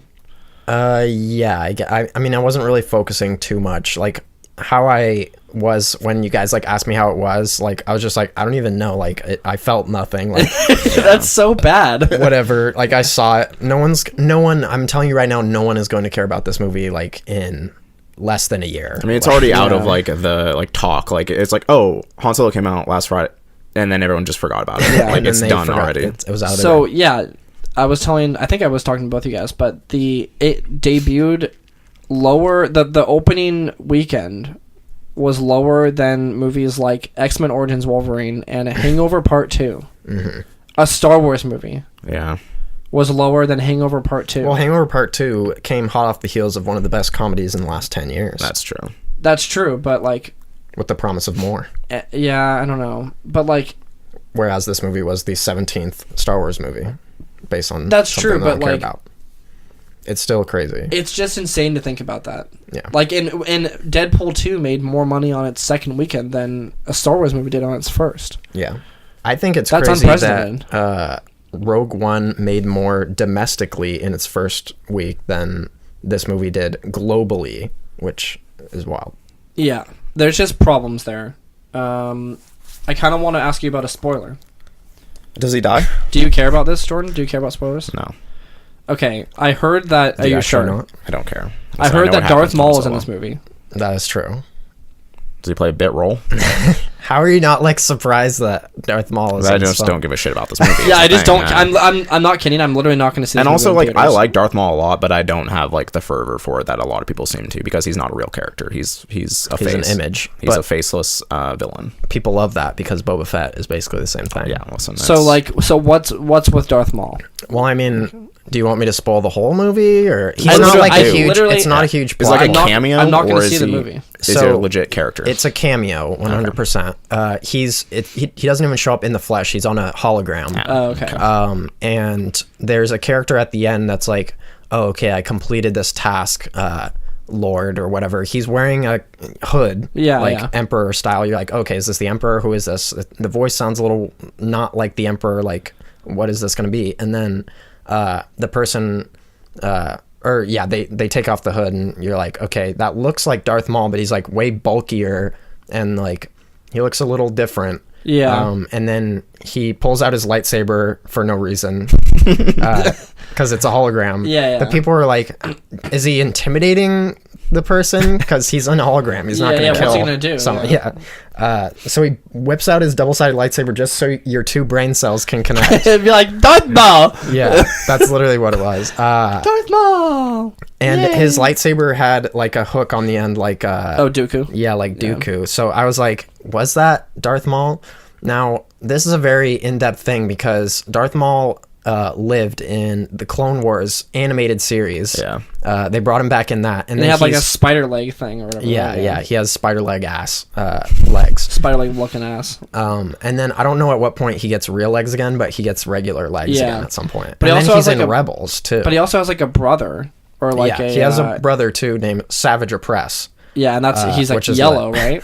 Yeah. Okay. So at the end of the movie, I was like, because I wasn't sure that was Darth Maul, because he also had like kind of a different voice. So I was like, Kyle, was that Darth Maul or was that Savage Opress? And he was like, it was Darth Maul, 100%. Okay. Yeah. And he was like, oh, Savage Opress is green. And I was like, oh, okay, whatever. So yeah. And then as we were going out, we were talking about it a little bit, and then some like guy who clearly went there by himself in his like late 30s or something like that, like fat guy, was like, oh, I don't think that was Darth Maul. Like as we were talking about it, just like interrupting into our conversation just as we were walking around. And then Kyle was like, you messed with the wrong guy. No, he didn't. He didn't say that. I was like, excuse me, He sir. messed with the wrong guy for Yeah. sure, because Kyle knows his shite when it comes to like the lore and stuff like that. So yeah, then Kyle just proceeded to dismantle this guy's just to like eviscerate this guy's argument. He just like left the it was theater clearly crying. Darth Maul, because the guy just didn't know that he was alive in Clone Wars. He didn't know about that. Okay. Which I assume The fool. I No, but, assume like- no one, the general public, like knew that. so they were what's like, the timeline on this movie? it's like far after the end of episode 3 and far before, like, or not far, but like, you know, it's halfway in between like episode 3 and episode 4, Okay. because Han Solo is a kid in this movie and then he grows up a little bit. And But then how he's old in is he episode supposed 4. to be? Like 20s?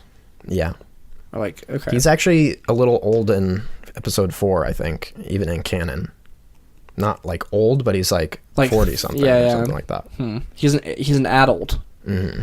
It's a Interesting. grown ass man. That's interesting. really- Only if Darth Maul gets like a feature in another film, like Yeah. like Darth Maul solo film. I would be interested I would because for Darth sure Maul watch that. I would looks very cool be and interested. can fight, but no one knows anything about him. So Yeah, like when I don't remember where I saw that. I think I saw it on like Twitter or something, like in a passing thing, and I didn't even care. It was like, I was like, oh, Maul's part was cool. I'm like, wait, what? Like Darth Maul? Like what is happening with this fucking movie, dude? So That I was just wanted just to. a complete, like, I was what the fuck did I just... I was honestly asking you that just because I wasn't sure if it was real. Yeah. Like I don't care that much about That would be you. pretty funny if it was just like, Like I thought someone would Are you just dumb? like those stupid Infinity War things where people spoil and they're like, remember when Howard the Duck fought Thanos? And it's like a fake spoiler, but I was like, is Maul in there? yeah. That's crazy. Okay. People were saying like, it could be so that they can put him into the Obi-Wan Kenobi solo film. And we know what happens to Maul in Rebels. I think it's in Rebels where Obi-Wan Kenobi, spoiler alert for Rebels, they meet again and Obi-Wan Kenobi kills him in battle, which is a lit scene, and I wish it was filmed in real life and not I think in I've seen shitty CG. that clip on YouTube. Which that's so lit. I hate how they have like lit ass scenes in the kids cartoon. Dude, they have some really actually and I will not suffer through some the of rest it. No, it. I won't because I hate that art style and I the know. animation, but like I've watched a few clips on there of like I think I got sucked into like a black Lightsaber Beals. Lightsaber battles, yeah, of like Asajj Ventress versus like X person, and it's like you watch that shit and you're like, damn, There's this is one kinda that's lit. there's Like, one this that's is dope. Emperor versus Savage Press versus Maul. Yeah, and I it's, watched like, that lit one. as fuck. I watched that one. Yeah. Yeah. There's all kinds of just stuff that I've seen that just is honestly cool. Yeah. But then I'll never watch those shows ever, Yeah. guaranteed, which is upsetting.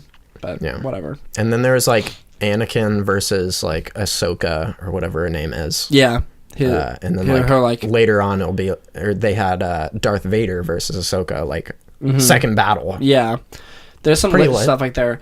Weird tangent, very very short. I subscribe to a Marvel Unlimited like comics thing where you can just like read unlimited comics per month for like $5 or something. They have some Star Wars comics on there, and apparently the Star Wars comics are really good. And I was curious about reading them because a lot of those explore like exactly what we talked about right there, where like you see a bunch of lit shit, but you don't want to watch the show. I might just read the comics. Sounds kind of cool. We'll see. There was an old comic that was the Genndy Tartakovsky art style for Star Wars Clone Wars, the little tiny miniseries, and that was super lit. That was like the only like series of comics I ever kind of like actually read. Yeah. When they came out with like the like volumes, I would read those. Yeah. So yeah. Interesting. Anyways, Solo, it was fine. It's upsetting to hear. Yeah, I mean it That we're wasn't just so, like- it wasn't bad. A lot of people think it's like the best of the new saga. It's unfortunate that it's getting bad press because of the production woes and like things unrelated to the actual film. But I saw a thing that was a Reddit post that was guys, we have to thank this guy. It was just a picture of Ron Howard. We have to thank this guy for in a record time making a very good Star Wars movie. And I was like, I will not thank him. I will not do that. You won't make me do that. I mean, I guess he was just put in that situation. Like, it's not like he was like, I will do this. Yeah, it was like, more I just will like take this Kathleen check. Kennedy was like, Yeah. like you're my friend. please make it so that people don't hate us as much as they inevitably probably will still after making this movie. Yeah, it's not his fault that it turned out this way, but it's not. I will also not thank him. But now, I mean, he's in it, so yeah. Yeah, no, I will watch this movie at some point. I'll probably honestly wait for it to come out on video. I don't care. I just don't care. Nor do the general public, as we've seen. It's Although upsetting. I was very happy. I was like, yes. I was like the emperor when I saw the numbers come out. I was like, yes. Yes, do worse. Do worse.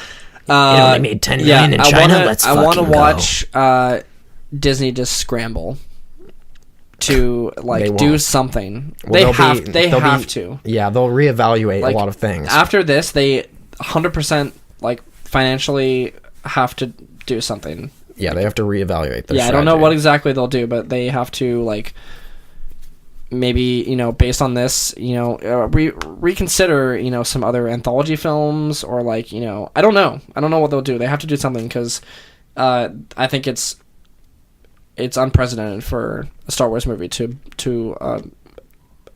kind of bomb for its standards. I guarantee you Lord and Miller are sitting back you should got it. Ours would have made money. So. Yeah. It's upsetting. Anyways, that's enough of that. Yeah. Alrighty, well, yeah, I haven't really seen anything either. Oh, a little bit of anime corner. I picked My Hero Academia back up. And it's good. That's the best anime to come out in the last 5 years. You heard it here first, it's folks. It's good. I watched all of season 1. This was a while back. I watched all of season 1. I started season 2. I am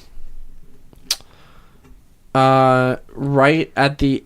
I'm just finished the tournament arc.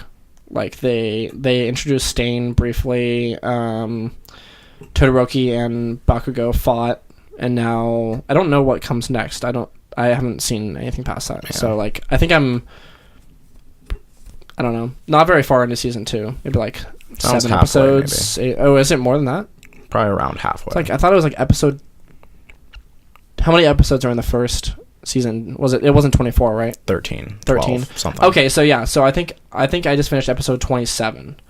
Okay. So you're we're a over little bit halfway through. Yeah, it's good stuff. Yeah, I kind of started it on a whim, and I was like, okay, I'm just gonna watch this episode, get back into it, and then I just watched 2 or 3 episodes in a row because I just gotta see what happens. That's how it happens, and it hooked me in. That's a good show when it can do that, and it's also I like anime because it's digestible. It's 20 minutes oddly, yeah. 21 minutes, 20 minutes. That. Certainly doable. Just sit down and watch an episode while you're eating or something. Good stuff. I won't watch any show over an hour, including our own. Just kidding. I was gonna say, are there any shows on TV over an hour? No. Sherlock. Oh, that doesn't count though. Game of those are Thrones. mini. That's a mini series, Colter. Does it say episode on the Netflix? No. Yeah. What about Game of Thrones? Those are 47 minutes. Wasn't there an epic hour and a half long one, or is that supposed to be this next season? The next season is going to be feature length each episode. Okay. Each episode. Look, I said right now. All right. I don't look. I help. It's fine. Listen, Mike. Just curious. And we won't explain that. All right. Well, we talked about the disappointment of Solo, and we had a little bit of anime corner, but now it's time for Kermit's opinion on Solo. Speechless. Wow. Look, he was left. Incredible. His mouth is agape. He felt nothing. He felt. I felt nothing. Look, I don't give a fuck about Solo. Guys, Look at him, stone faced. Look, he's just sitting there. Look, he hasn't even moved. He hasn't moved a muscle.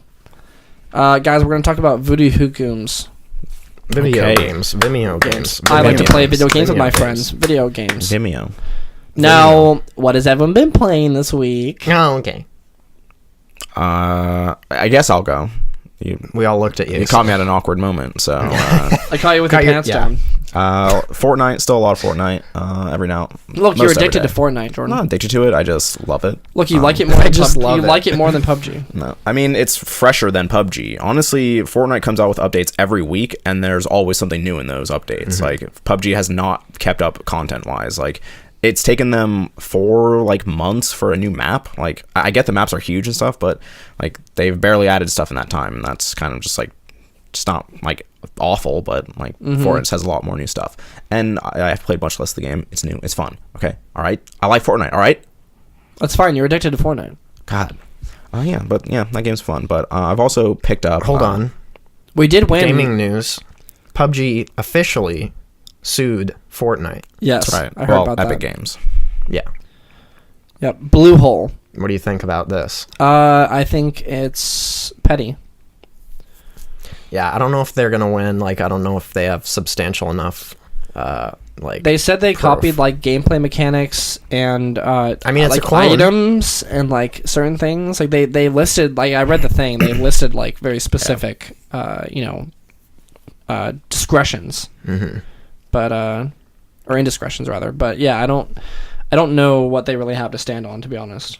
I don't know enough about like the Unreal Engine. Like that's what their like basis is. Like you took like what we built for Unreal and you put it into our, like their own game. It's like I don't understand enough about like what goes on, because at a glance those games look completely different. So it's like how would you even, like, as someone who's played both of them quite a bit, I have no understanding of like what they've copied from what. So it's impossible for me to tell. Like I don't know. Yeah. I'm sure their like engineers know what they're doing, but Well, it's interesting because Epic made and owns obviously the Unreal Engine, and PUBG is running on the Unreal Engine. So are they arguing that, like, I don't understand? That's the part I'm a little muddy on. I understand like they listed like, oh, the concept of just like the game in general obviously is a complete clone in like the basic like gameplay mechanics wise, but I don't understand what they mean with the whole like licensing stuff with the Unreal Engine and like that kind of stuff. Like I don't understand what that really means, because it's not their engine. No, but like, PUBG is like borrowing that from. yeah, this isn't the first time that they had like a thing like this. They didn't go into like suing them over this, but earlier, like when Fortnite came out, they're like, hey, like, is this not weird that we're using Unreal Engine from Epic Games, who made Fortnite? It's like, we're using your engine for all this stuff, and then you built a game based on the stuff that we've done. Like you took what we built and like put it taking into our your own assets game. and like yeah. And clearly they've changed it, but like I don't know like the specifics of like the engine or how it works, so I don't know. Put it that way, I guess that makes sense. But, like, they're clearly like, okay, you've done something with this engine that we built already, and then you put it into your game, and like that seems wrong. I agree on that point that like the company that like just basically like took what PUBG built and was like, well, we'll just put it into our own game now, even though you like are working for us basically. Like That's like if I made a song using Ableton and it's like the best song ever, and then the like Avid, the creator of Ableton, took that song and like released my song with like slight changes. It's like, okay, well, you still stole that's pretty much That's exactly still- like the argument. But like again, like I don't know, like they've clearly changed a bunch of stuff between Fortnite and PUBG, so who knows? But I mean, I'm sure we'll figure it out. There's in like the the future. art style differences and like the building mechanics and things like that. There's even but the I guess gameplay, like like- yeah, but like even when you get down, I guess just there's people online claiming like, and you can see it from their perspective. I guess they'll be like, oh well, does PUBG claim that they own the battle royale genre? Yeah. And it's like that. I don't think that's really like what it. It Yeah, doesn't. I love how that's people not really don't what it even- is. Like that's People not, don't even look at like the lawsuit, like the specifics of it. They're just like, oh, this person has a problem with this other person. Let me just think of my reason why that could be. Yeah, and then they're just like, oh, is it because the circle shrinks? Yeah. It's like, well, that's not really like, that's so inconsequential in terms of what they're like. That's when I say like I'm a little muddy on the details. It gets into stuff way more specific than that. It's less about things like you copied this gun, because they didn't obviously, but like it's probably way more of like you took the assets we built in the game and like modified them in a way that doesn't make sense, because we wouldn't know that exactly, like like they a would know player if it was can't like, tell oh, that but- chair was like already built in PUBG or whatever, but they put a fucking like red. But people have seat on access it to or code something. with Unreal, which is like both games use Unreal Engine, so obviously they could tell. Like I'm sure a software engineer would be like, you took what we built or something like that. I don't know. Yeah, that'll be interesting to see. I also, those kind of things are always confusing to me, and I'm sure they're very confusing to the courts, because that's a very like I always wonder how I don't even know exactly how to word this. I always wonder how those kind of legal disagreements are settled when the courts have no knowledge of what they're talking about. Like when they, that's a big part of it. Yeah, because like they could just say like, oh, in this line of code, like I can't even pretend to understand what they're saying, but like they would say something super specific where if someone understood that, like we're entrenched in that kind of like profession, they'd be like, oh, that's clearly stolen. But then the judge is gonna be like, I don't know what the fuck like an Xbox is, and he just he has no idea what he's doing. Well, that's what lawyers I feel like for. But like. Yeah, I don't know. In that situation, like they're gonna be a jury in this case. Yeah, in that situation, they're gonna have to just like prevent like Uber. They're gonna have to present like Uber specific, like details about like that kind of stuff. And I feel like that would be an interesting kind of process to watch because it's much more simple than like something that's more cut and dry, like murder, or like theft or burglary or something like that. This is like. I don't know. It's just a little more like convoluted. Yeah, I'm sure a lot of tech experts are going to be involved explaining. Oh, yeah, I'm sure. Yeah. We'll see what happens. Interesting. Okay, so you're addicted to Fortnite and you love it more than PUBG. I have one more question about that. They probably can't really hear me, but I was going to say, would you be happy if they win the lawsuit? Yes. If PUBG wins? Yeah. Yeah. I mean, I won't really care that much, but I feel like if it turns out that things were actually stolen and then Fortnite became as big as it was only because it had a groundwork based on something that someone else built, I would be happy for PUBG that they were able to, make amends or like in some way like make, remedy that in some way. But I don't know if. I don't know. Yeah, I have to read more about it. I don't care either way, really. I mean, I don't think even if PUBG wins, it's not like Fortnite is going to disappear. Like I'm sure they have enough stuff in place. But like, all right, I mean, I guess you caught us. We'll just pay you whatever, like $20 million, and it'll be fine. Like, nothing is going to happen to either game. But it would be nice. They already said they're putting $100 million into esports, so they have money to spare. Exactly. Like it doesn't affect either of them. But it would be nice. I'm just interested to know like if Epic actually did like copy like their stuff. Like that's fascinating because Fortnite only came out like a few months after PUBG like was like in like the zeitgeist. Like it came out like 5 months afterwards. Like no game is built within 5 months. Like how could you possibly have that many assets available? Yeah, and the other thing is that like to be fair, like they did have Fortnite's like PV, like Fortnite only existed as the like base building kind of PvE, for just Fortnite. And that game was borderline failure. For Epic, and they were working on that for years, and it went through a bunch of different iterations. But there's no way that they could argue that and I'm sure they weren't at all building any sort of multiplayer component, like a PvP component, at all, like into that game until PUBG came around. And the fact that it's basically like, say what you will, it is a carbon copy of PUBG in like the most basic sense. They added the building and like of course. Like the art style and all that kind of stuff is different, but it's like it's literally the exact same kind of gameplay mechanics. So they must have done something. Like I'm curious to see that. Yeah. So curious to see how it plays out. Not that I don't care either way, but as long as I'm gonna cheer. I want blood. No, just kidding. I want Fortnite to shut down. Yeah, both games will be fine. It'd be good drama. That would be wild though if honestly it got so real that they're like you have to like the game can't be played anymore. Like that would I cannot even fathom what would happen to the world if that just came up because that would just be insane. That would be Brendan insane Green would have to go into hiding. He would get death. He's probably getting death threats right now from this. Fortnite is literally the biggest like property of anything on the planet right now, probably. Like that would be like imagine Twitch, like just every like thing that's happening right now. Like there's like I guess we can't play anymore. Like it just shut down. Like that would be wild. Yeah, that would be insane. That won't happen. It won't happen, but that would be the wild most popular game in the world. You can't play it anymore. Yeah. I hope that doesn't happen. That is insane, though. Insane if it did. It's going to be even more insane if they do win and we find that it only ever got to this point or like became what it is off the back of the original. Like that would be a little upsetting. If only we knew of all the stories where someone just blatantly copied someone else and then got ridiculously popular. Oh yeah, there's countless. Yeah, that's undoudedly happened. Yeah, quintillions so many times. Yeah, quintillions. Did we say anything besides Fortnite? Oh, that was just not yet. We brought that up. Because Jordan was talking about how he was addicted to Fortnite. I wanted to Well, segue off. you accused me of that. I didn't say that. But you did say you love it. I did say that. No, I honestly do really enjoy that game. It's No, fun, it is so. fun. We did win we won 2 legitimate squad matches. It's true. Same day, actually. Not chicken dinners, and don't fucking say Victory Victory it. Royales. Yeah. They were good victories. They're good.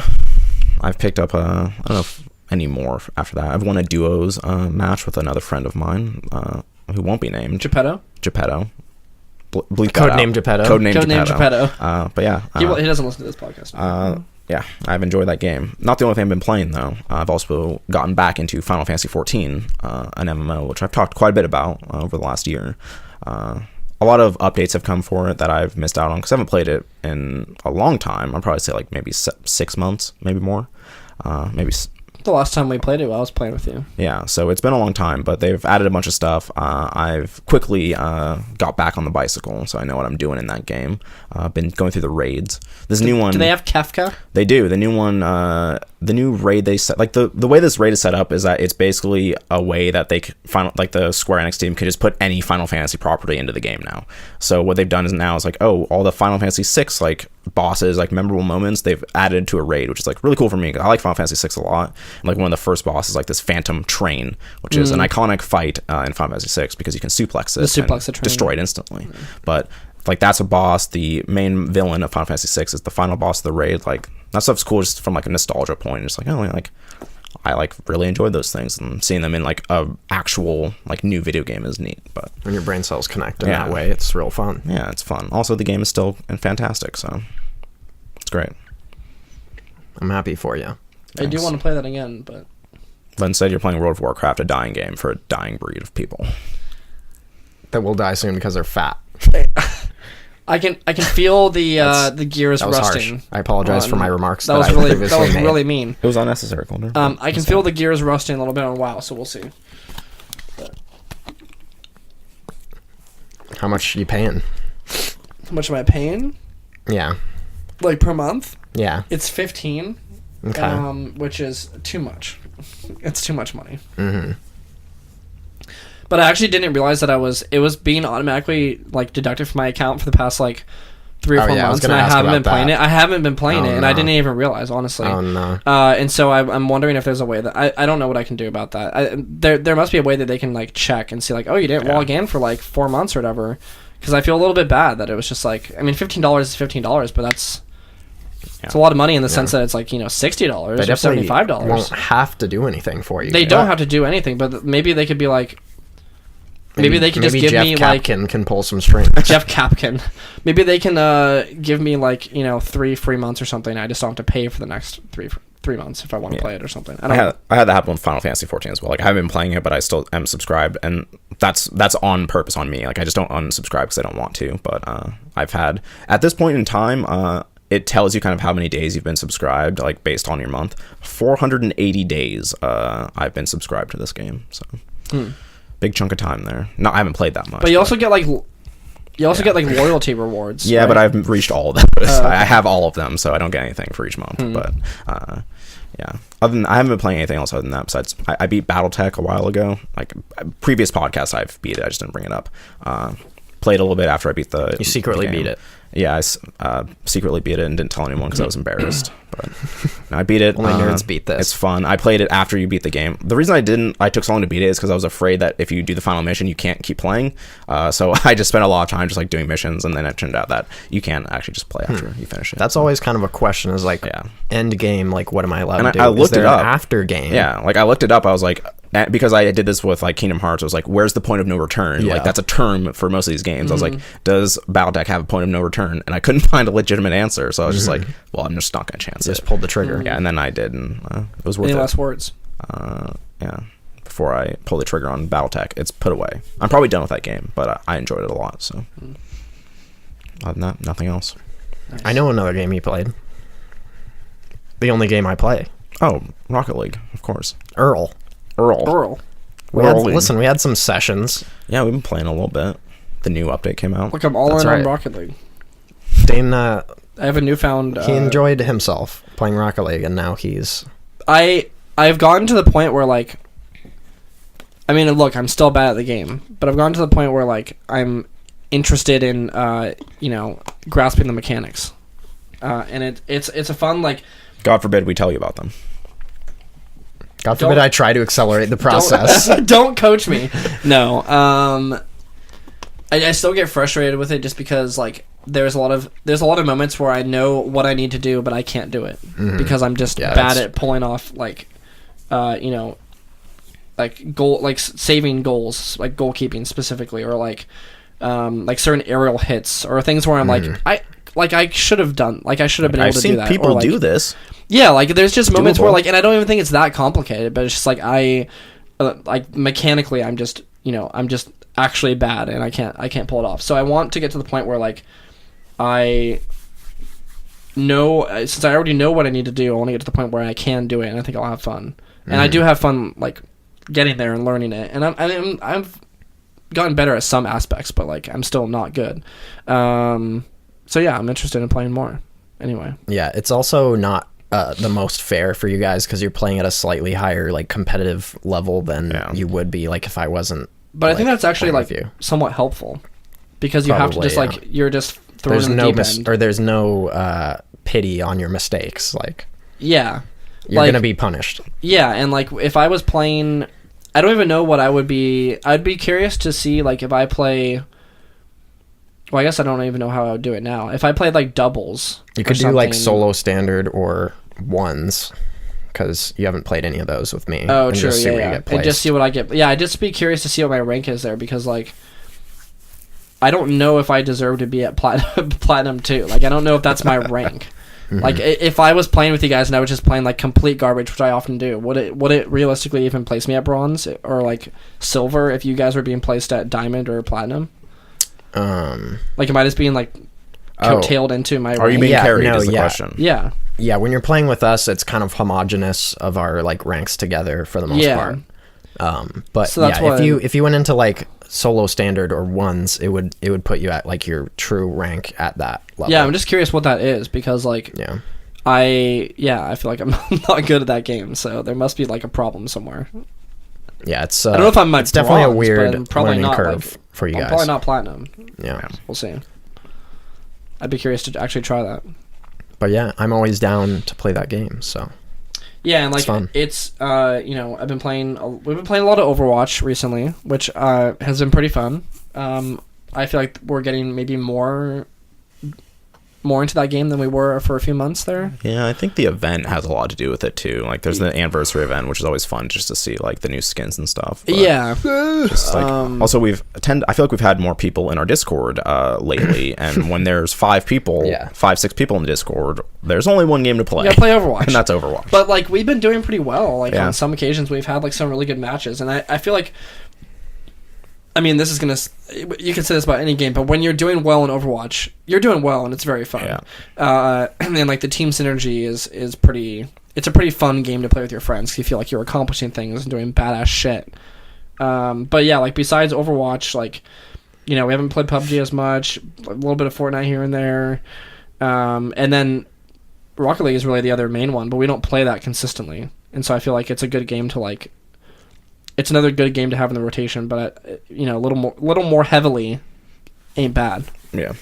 So I'm excited to play more. Let's fucking go. And get better and learn. Don't coach me though. Don't help me out though. Don't help me learn. I just want to do it, but don't do it. I want to suffer through the pain myself and then come out stronger. That's right. Actually, the other day I did just pick up Dragon Ball FighterZ again, just be like. I think I saw you on. I was just like, I'm just gonna play it, like. Because I've been wanting to get back into it, but I'm afraid that when I do, I'm just going to get thrashed, which mostly happened, but it turns out like I remember decently enough what to do, but also it's just like I wasn't executing well, and after about 2 matches, I was just like, we'll put this away for another time. So 2 matches. Yeah. Well, I mean, it's not like that's like 10 like rounds of fighting, so like it's a little bit longer than just like a match. It's a lot of rounds involved, but... That game's still good. I just need to keep playing it, which I might do. Nice. All right. Anything else? I haven't been playing a whole lot. Okay. That was like Fortnite and Rocket League was the main one. World of Warcraft notes? like I said, the gears are rusting a little bit. No, like I really enjoyed playing Final Fantasy when we were playing that.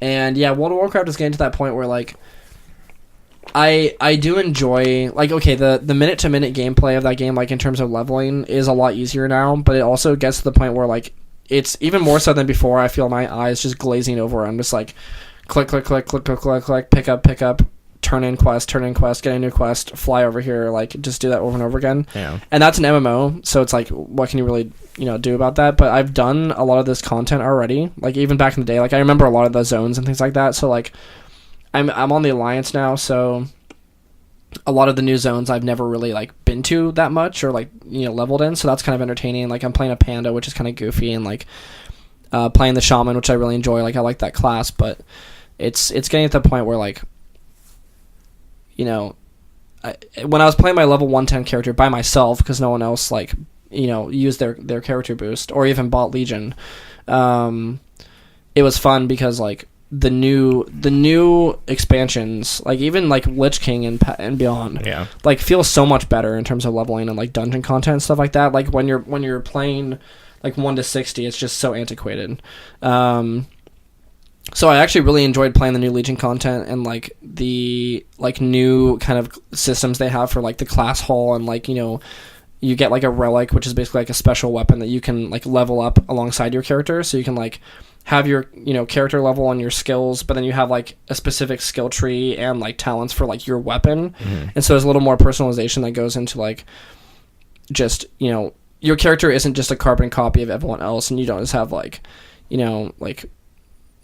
this one weapon or this one like armor piece is the best for this spec and you can only use this one. It's more like you can use that, but then you have like your own kind of twist on the skills and stuff that go along with that. So it was like more personalized and it was more fun, but just getting back up to that is such a grind that I don't know if it's...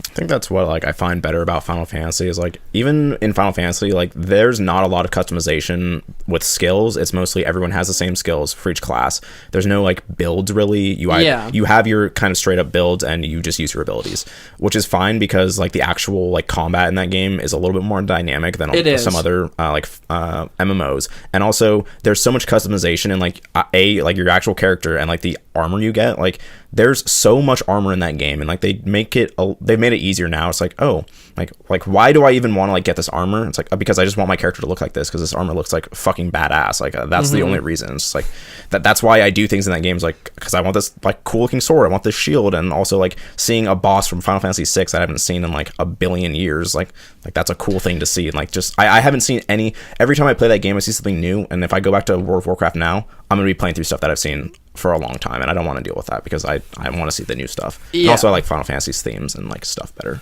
Yeah, like Final Fantasy XIV is a great game. It's a lot of fun. I might start playing it again. We'll see. Well, I'll be there. We're leapfrogging. We'll see. I was gonna say that it's funny that the thing you're like in general in video games, one of the things you're most passionate about, at least when you're talking about it, is how your character looks. Listen, honestly, that's if a game especially for an MMO, like I'm literally spending hundreds of hours with these characters. I want my character to look exactly how I want them to look. Like, and you also want to set yourself apart from the other millions of people that are running around. I feel awesome when I go into like there's like these raids have like 25 people in them. I get in there and I see my character. I'm like, no one else looks like my character. Like, and that's not because I have like the best gear. It's just because I want my character to look like this, and everyone else looks the way they want to look. And like that's a cool thing. It also helps for immersion. Like I like immersive games, and being able to like be what I want to be in that game is helpful.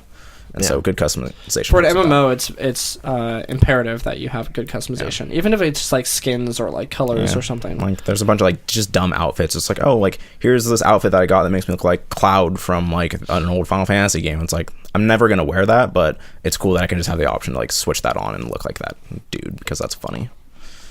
Yeah. This just goes back to when you were considering buying a Switch, and you're like, I just want to get some dope shoes for my Squid Kid. Which I did. Yeah.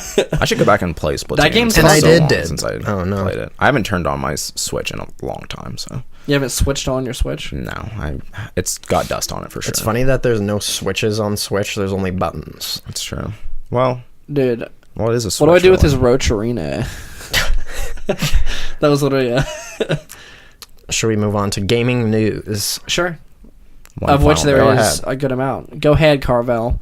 Guys. Go ahead. You set up this whole segment, right?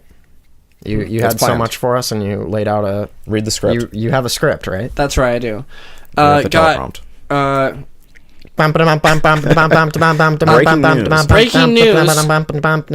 A Fallout game has been announced that no one gives a fuck about. No, that's not true at all. Well. Well, it will be in a week. Yeah, this is.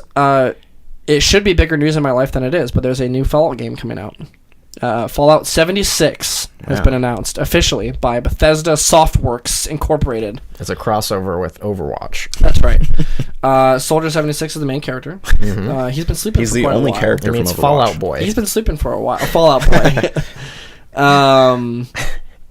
Yeah, this is The band. actually. I was about to say this is taking place after the Black Parade, but that's My Chemical Romance. God That's damn not it. Fallout Boy. That would have been the greatest of sins had you said that. I look. I write I sins, retracted not it. Strategy not guides. strategies. Oh, no. I write You're sins, not panicking. Soldier 76 strategy You're guides. panicking at the disco. Soldier 6 strategy guides. Let's go. You reached.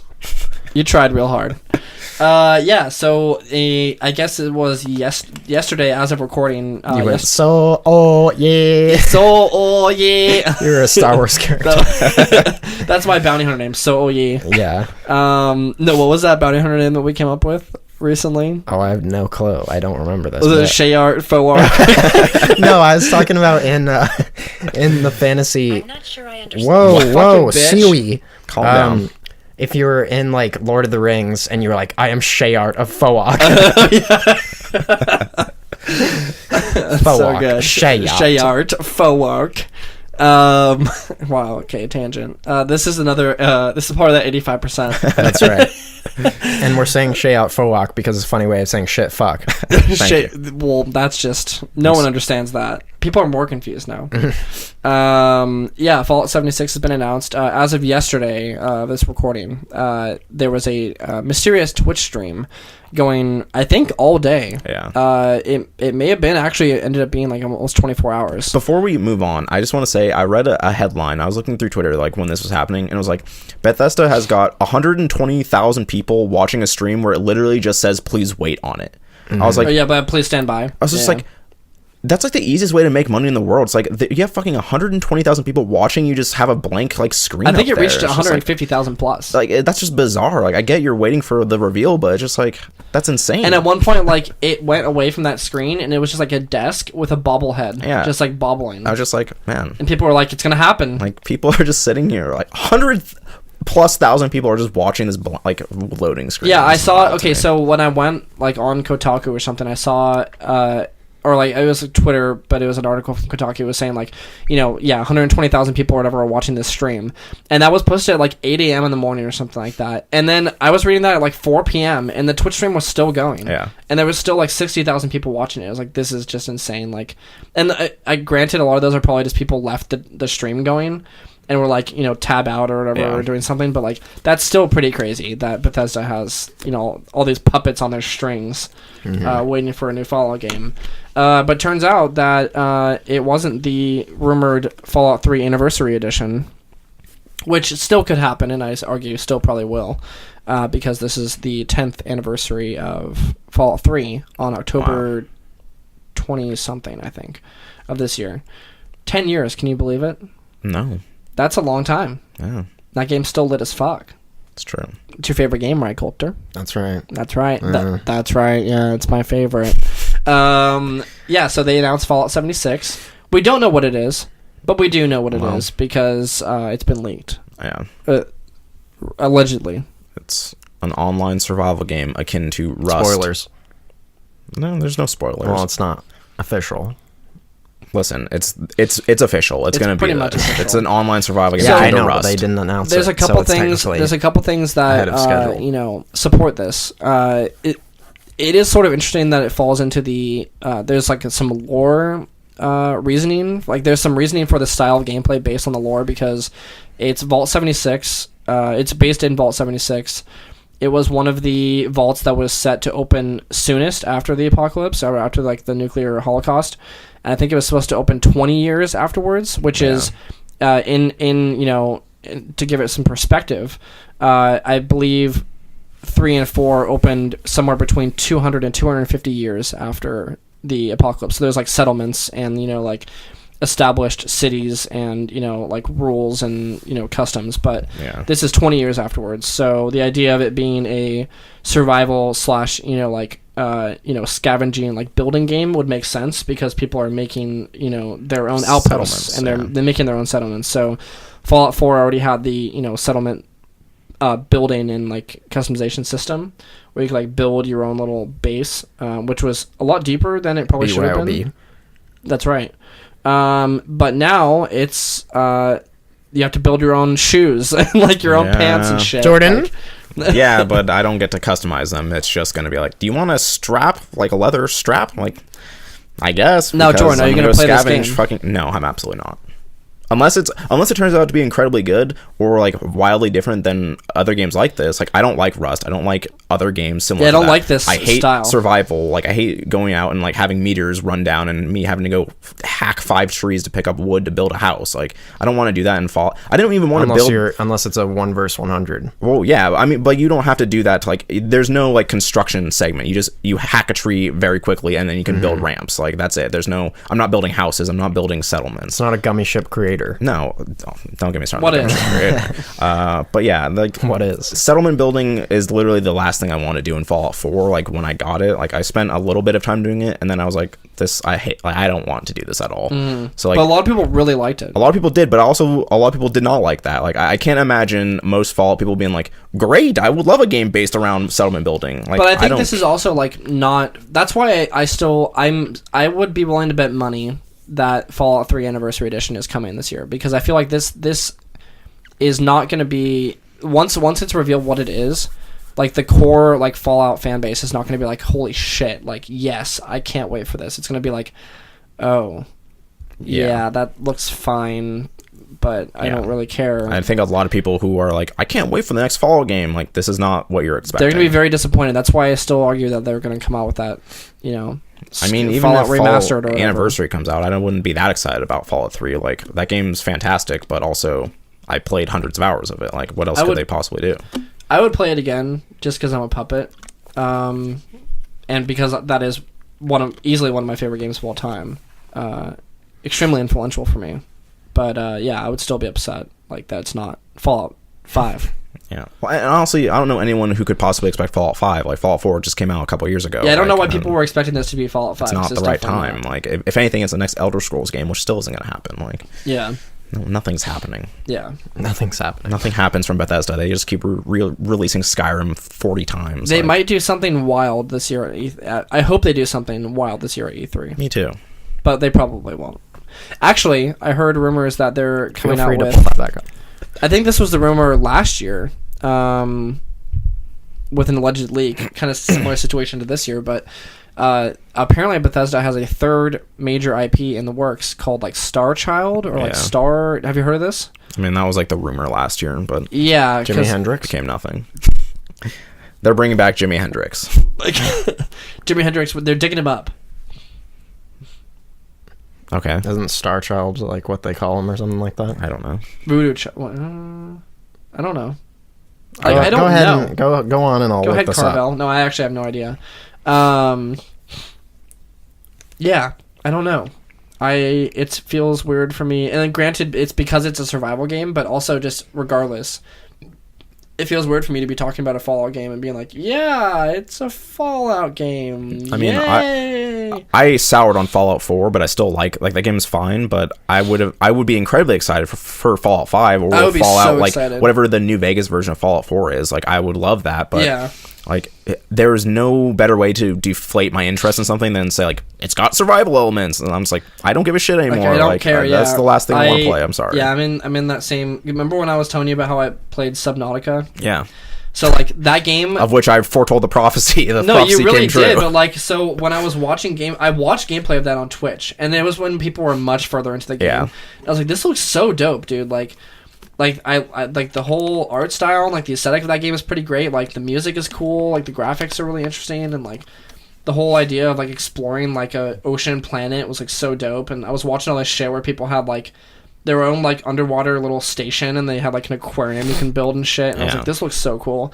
And then I started playing that game, and it's exactly what I hate. It's like, oh, well, you want to get your like, I don't know, it was so fucking dumb. It was like you start out in a little like escape pod, and you're like, oh, you want to like build a window, right? It's like, well, you have to go get your like welding torch, Get some glass, but you can't get your welding torch unless you fucking hack up like a coral reef over here, and it's just so like. It makes me like angry. Like I just fucking hate those games. Yeah, so like, if this is anything like that, I will be very disappointed. I remember that exact feeling of when No Man's Sky was about to come out, and like the first time people like press got to play the game, and they came back and like, it's a survival game. I was just like this game's gonna suck ass. Like this game is literally gonna be the biggest flop of this year, and that game was trashed when it came out. Yeah, like, I was just like, nothing about survival is fun. Like I don't want to have to be doing that in a video game. It's literally like, not so fun. It's not a chore. Fun. Yeah, it's an actual like, chore. I mean, there might be a way to make it fun, and Fallout has like a cool world, but I don't want to be building settlements. I don't want to be scrapping for leather and I will, whatever. You know, I'm obviously going to watch all of the E3 coverage from everything pretty closely. So like, I'll watch everything and like read up about it and watch interviews. But like, I'm not very excited for it. Yeah. So we'll see. Yeah. Maybe it might be really good. I can't. Maybe they'll give it a Fallout twist. It's possible. The Fallout twist is that it's the Fallout themes, and that's going to be fun. But we'll see. But then there's also another. Hold on. No, it was difficult to find any information on Starchild association with Jimi Hendrix, but there is a book called Jimi Hendrix: Starchild. That's wild. I have never heard any sort of like reference of that with Jimi Hendrix. How about, were you possibly, and you may not have been, thinking of Starboy, The Weeknd? No. Okay, just want to make sure. They're easily... What an artist. The they're Weeknd. easily Let's talk about confused because they both look like they're wearing dead animals on their head. Hey, man. What? The Weeknd is a great artist. I hate The Weeknd. I hate The Weeknd. All right. Mm-hmm. There was another announcement that Jordan foretold, but it wasn't really you. You were reading some stuff. Listen, secondhand information from Jason Schreier. It was passed around. That's right. The new Pokemon games. Pokemon Let's Go Pikachu. Pokemon, let's go. And Pokemon, let's fucking go. Let's fucking go, let's Pikachu. Let's fucking go, Eevee. Let's fucking go, Pikachu. I was so excited when I saw that. I was like, let's go. Let's go. Yeah, I don't care about this shit. I'm still confused on what this game actually is. Like, the trailers made it seem like it was kind of a real Pokemon game, but then they're like, it's going to cross the bridge between Pokemon Go and like crossover. And I was like, that's not what I want to see. But you can buy it, Jordan. You can buy a Pokemon little Pokeball controller. Okay, that's kind of lit. I kind of like that controller. Dope. Yeah. Did you see this? No, I haven't seen this controller. So it's like it's a Pokeball. It's a Pokeball, but you press the thing and like you like. You know, act like you're tossing it. Well, but you don't press the button. In the button where the two like halves meet, where that button is, it's an analog stick. Oh, you can play the whole game with it. Oh, I didn't know that. Mm-hmm. I thought it was just... You play the whole game with one controller. You just walk around. That's neat, but also that tells me that game is not a real Pokemon game. It's not. So I think what it is you just walk around in the world, and then you find Pokemon encounters by... You see that Pokemon walking around, and then you enter a Pokemon Go style thing where you just throw a Pokeball and catch it. It's basically Pokemon Go, but you don't leave your house. That's essentially what nerds wanted. Where you don't move. The last Pokemon thing. But Pokemon go in a chair. But I mean, kind of. Pokemon stay. Pokemon don't go anywhere. Pokemon stay inside. Pikachu. Let's fucking go. Let's fucking stay. Pokemon sit on y'all's ass. That's right. I can't be the first person to say that. No, not at all. Don't think you're funny at all. You're not. That was mean. Someone had to laugh. I don't really get who this is for. The young children who like, and also the myriad number of adults who seem to really like Pokemon Go. Like, Did you see how many people played Pokemon Go? I mean, I see a lot of people still playing Pokemon Go. That's right. Which is a little wild. But like, I want just the Pokeball controller, and that's it. I mean, the Pokeball controller is pretty great, but like, this is my problem, right? So like, it's a marriage between the core Pokemon games, which by the way, they announced that a core Pokemon RPG is coming out next year for the Switch, which is not what anyone wanted to hear, but what everyone knew. But like, there's two camps, or maybe one camp, but I don't know how they cross over exactly, because there's the people who want a core RPG and who have only played core RPGs, and then there's the people who like the Pokemon Go formula a lot, mainly because of the fact that it like blends, you know, real life kind of adventuring with the Pokemon. Like they feel like they're a trainer, like let's go to like, you know, the park and like catch a, you know, Gyarados or whatever. But it's like that's I don't understand why anyone would want that gameplay in a core Pokemon game, because you're basically like the only novel thing about it is just not there anymore. Yeah, I don't understand. And not to say that it's even that bad. Like I'm sure the game won't be bad, but I honestly just don't understand who wants this. I mean, I really think it's people like Pokemon Go came out before the Switch was available, right? Is that right? Yeah. So now Nintendo and the Pokemon Company see like, oh, there's a bunch of people who have a Switch and like this game. There's a bunch of people who obviously like Pokemon. Like, we need something to come out, and like this is going to bridge the gap, because when the real Pokemon game comes out, the people who play Pokemon Go maybe are like, I don't like actually want to play the game. So like having a little in between to kind of like set the stage, like, okay, maybe I kind of do like walking around and catching Pokemon. Like, here's a real game. Basically, just like Switch integration for Pokemon Go instead of Pokemon Go integration for Switch. It's kind of like that. But I think it would make more sense for them just to double down more on like Pokemon, like to like deliver. Like, I honestly think this game would be more successful on mobile. Like, I mean, but they already have that. It's called Pokemon Go. Yeah, but I don't understand what the draw is of sitting at home, like not moving and just doing the Pokemon Go formula with like half-baked Pokemon core. I don't know. I mean, there's other neat things in there. Like, you can do co-op. Like, you walk around with someone in a Pokemon world, and I think that's neat. Like, that's interesting. If the game had real like Pokemon like leveling and combat, I would be intrigued. Even if the system was still just catching Pokemon like that. Like, I think in the Switch game, if it was a real Switch game and the capture thing also had the Pokemon Go thing, like whatever, like that's a fun Switch thing to do. I don't really care about it that much, but yeah. Like, if there's no leveling, if there's no like Pokemon like fighting involved, we don't know. we don't know anything about that. I don't care about this game. But if it has that, I might be somewhat interested, even if it's just slightly more casual. It just feels like a weird kind of like, it doesn't do anything from either of those games as well as it could if it was just one of those games. Like it just is like a weird kind of like 50-50 mashup of things that people like your two brain cells can connect, and you're just like, I can walk around Pokemon world, but I can also catch shit with my like throwing Pokeball mechanic. Like, I don't understand it. To me, like, I honestly don't believe that anyone really wants this game. I think people will buy it because they like Pokemon, but I don't think anyone is going to be like, oh man, that Pokemon Let's Go, like that was the shit. It was more gonna be like, it was a fun game. It's not like this is the only time this has happened. Like, they make like random spin-off Pokemon games. I know, it's like all Pokemon the time. Snap and like, you know, Pokemon Coliseum and all that kind of stuff. They made like that weird like dungeon crawler one. Like, they make a bunch of like weird like first Pokemon games. Like, it's I mean, look, I'll probably play it. I probably won't, but I'll look at it. I'm curious about it. I'll see what it is and then go, yeah, that's not what I want. Yeah, I'm a little bit curious about it, but we'll see. Yeah, it honestly, is interesting though that this was when they showed it off. I was interested, but like I don't want to play a Pokemon game that doesn't have training and fighting in it. That's why I like Pokemon, and if it's not in there, I don't care about it. Mm-hmm. The co-op thing seemed neat because like walking around a Pokemon world together, capturing a Pokemon together seems like a fun thing, but it's just let's go. That seems like a big gimmick. I don't see that as like a cool thing. Like, what's cool about it? You can walk around, and then there's someone also walking around next to you. It's just a fun thing. How is that? I have two brain cells instead of one. Yeah, it's the only fun. It's the only co-op thing they've ever had with Pokemon. Like, how is that better than fucking Mario, where you can run with Luigi? Because another person can play the game with you. That's the only time you can play a Pokemon game with someone else. Yeah, but I mean, it doesn't seem like it's that big of a draw. I mean, it's not, like, but it's a neat thing. It's the only like co-op Pokemon thing that's ever been introduced, and I think that's neat. Like, even the like duos like battles with like another trainer, like you only ever do that by yourself and another Pokemon.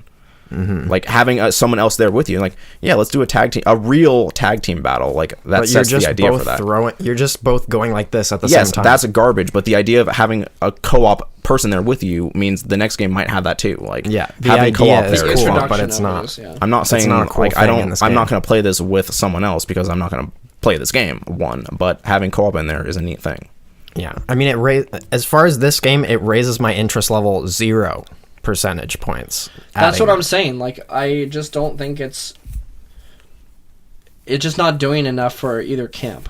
Like, even just for Pokemon games in general, I feel like it's just a weird like amalgamation of things that people didn't ask for. But listen, it's going to come out. Millions of people are going to buy it. And the next Pokemon game is going to come out and be exactly what I need. I'm sure it is. Until then, I'll wait, because this game, not that interested, but who knows? It might be something different. We'll see. Let's put in the worst parts of each Pokemon game and then just make a game out of that. That's what they did. It'll turn out that there's a photojournalism element to it where you can take pictures of your Pokemon with your friends. Oh, great. And it'll be a Pokemon Snap. With your friends. With your... Dude, I can with see more than one brain cell. Someone else is acting on the same screen as me right now? Holy shit! No, but like the idea of that being introduced in future games is cool. Sure. Look, you hate everything. It adds nothing to this game, I'll say. That's all I'm saying. That's true. Anyway. Guys... Unless you both have Pokeball controllers and then you touch them together and the balls touch and it's gay. Wait, it's not gay, though. Oh, it is gay if the balls touch. That's what it is. It is gay. That's true. And the line. We've arrived. We've arrived at the line. Guys, we've arrived at the line. And that's true. It's the end of the podcast. And I want everyone to go the fuck home. Okay, see ya. But before we do that, we have to pull a wacky film. And look, the bag is all the way over there. It's far away. Wait. Here it comes. Osseo bag. It's coming. Osseo bag. Boom. Now, Colter, if you can just show that in post as if I actually telekinetically moved it. Now, guys. That would be great. I already explained it. And I won't explain it again. But just in case you didn't hear it, I'll explain it again. Well, I'll flip-flopping going on. Every week, we pull a movie Reno out of this bagaroo, and we watch it together, and we talk about it on the podcast, and you can join in the discussion and, watch along or have some sort of, in-depth insight into the movie if you watch it as well. So we'll pull a movie. If it's something you haven't seen, then maybe watch it, and then you can talk to us about it or listen to our opinions, and you'll be able to have your brain cells connect when we talk about something you know about, too.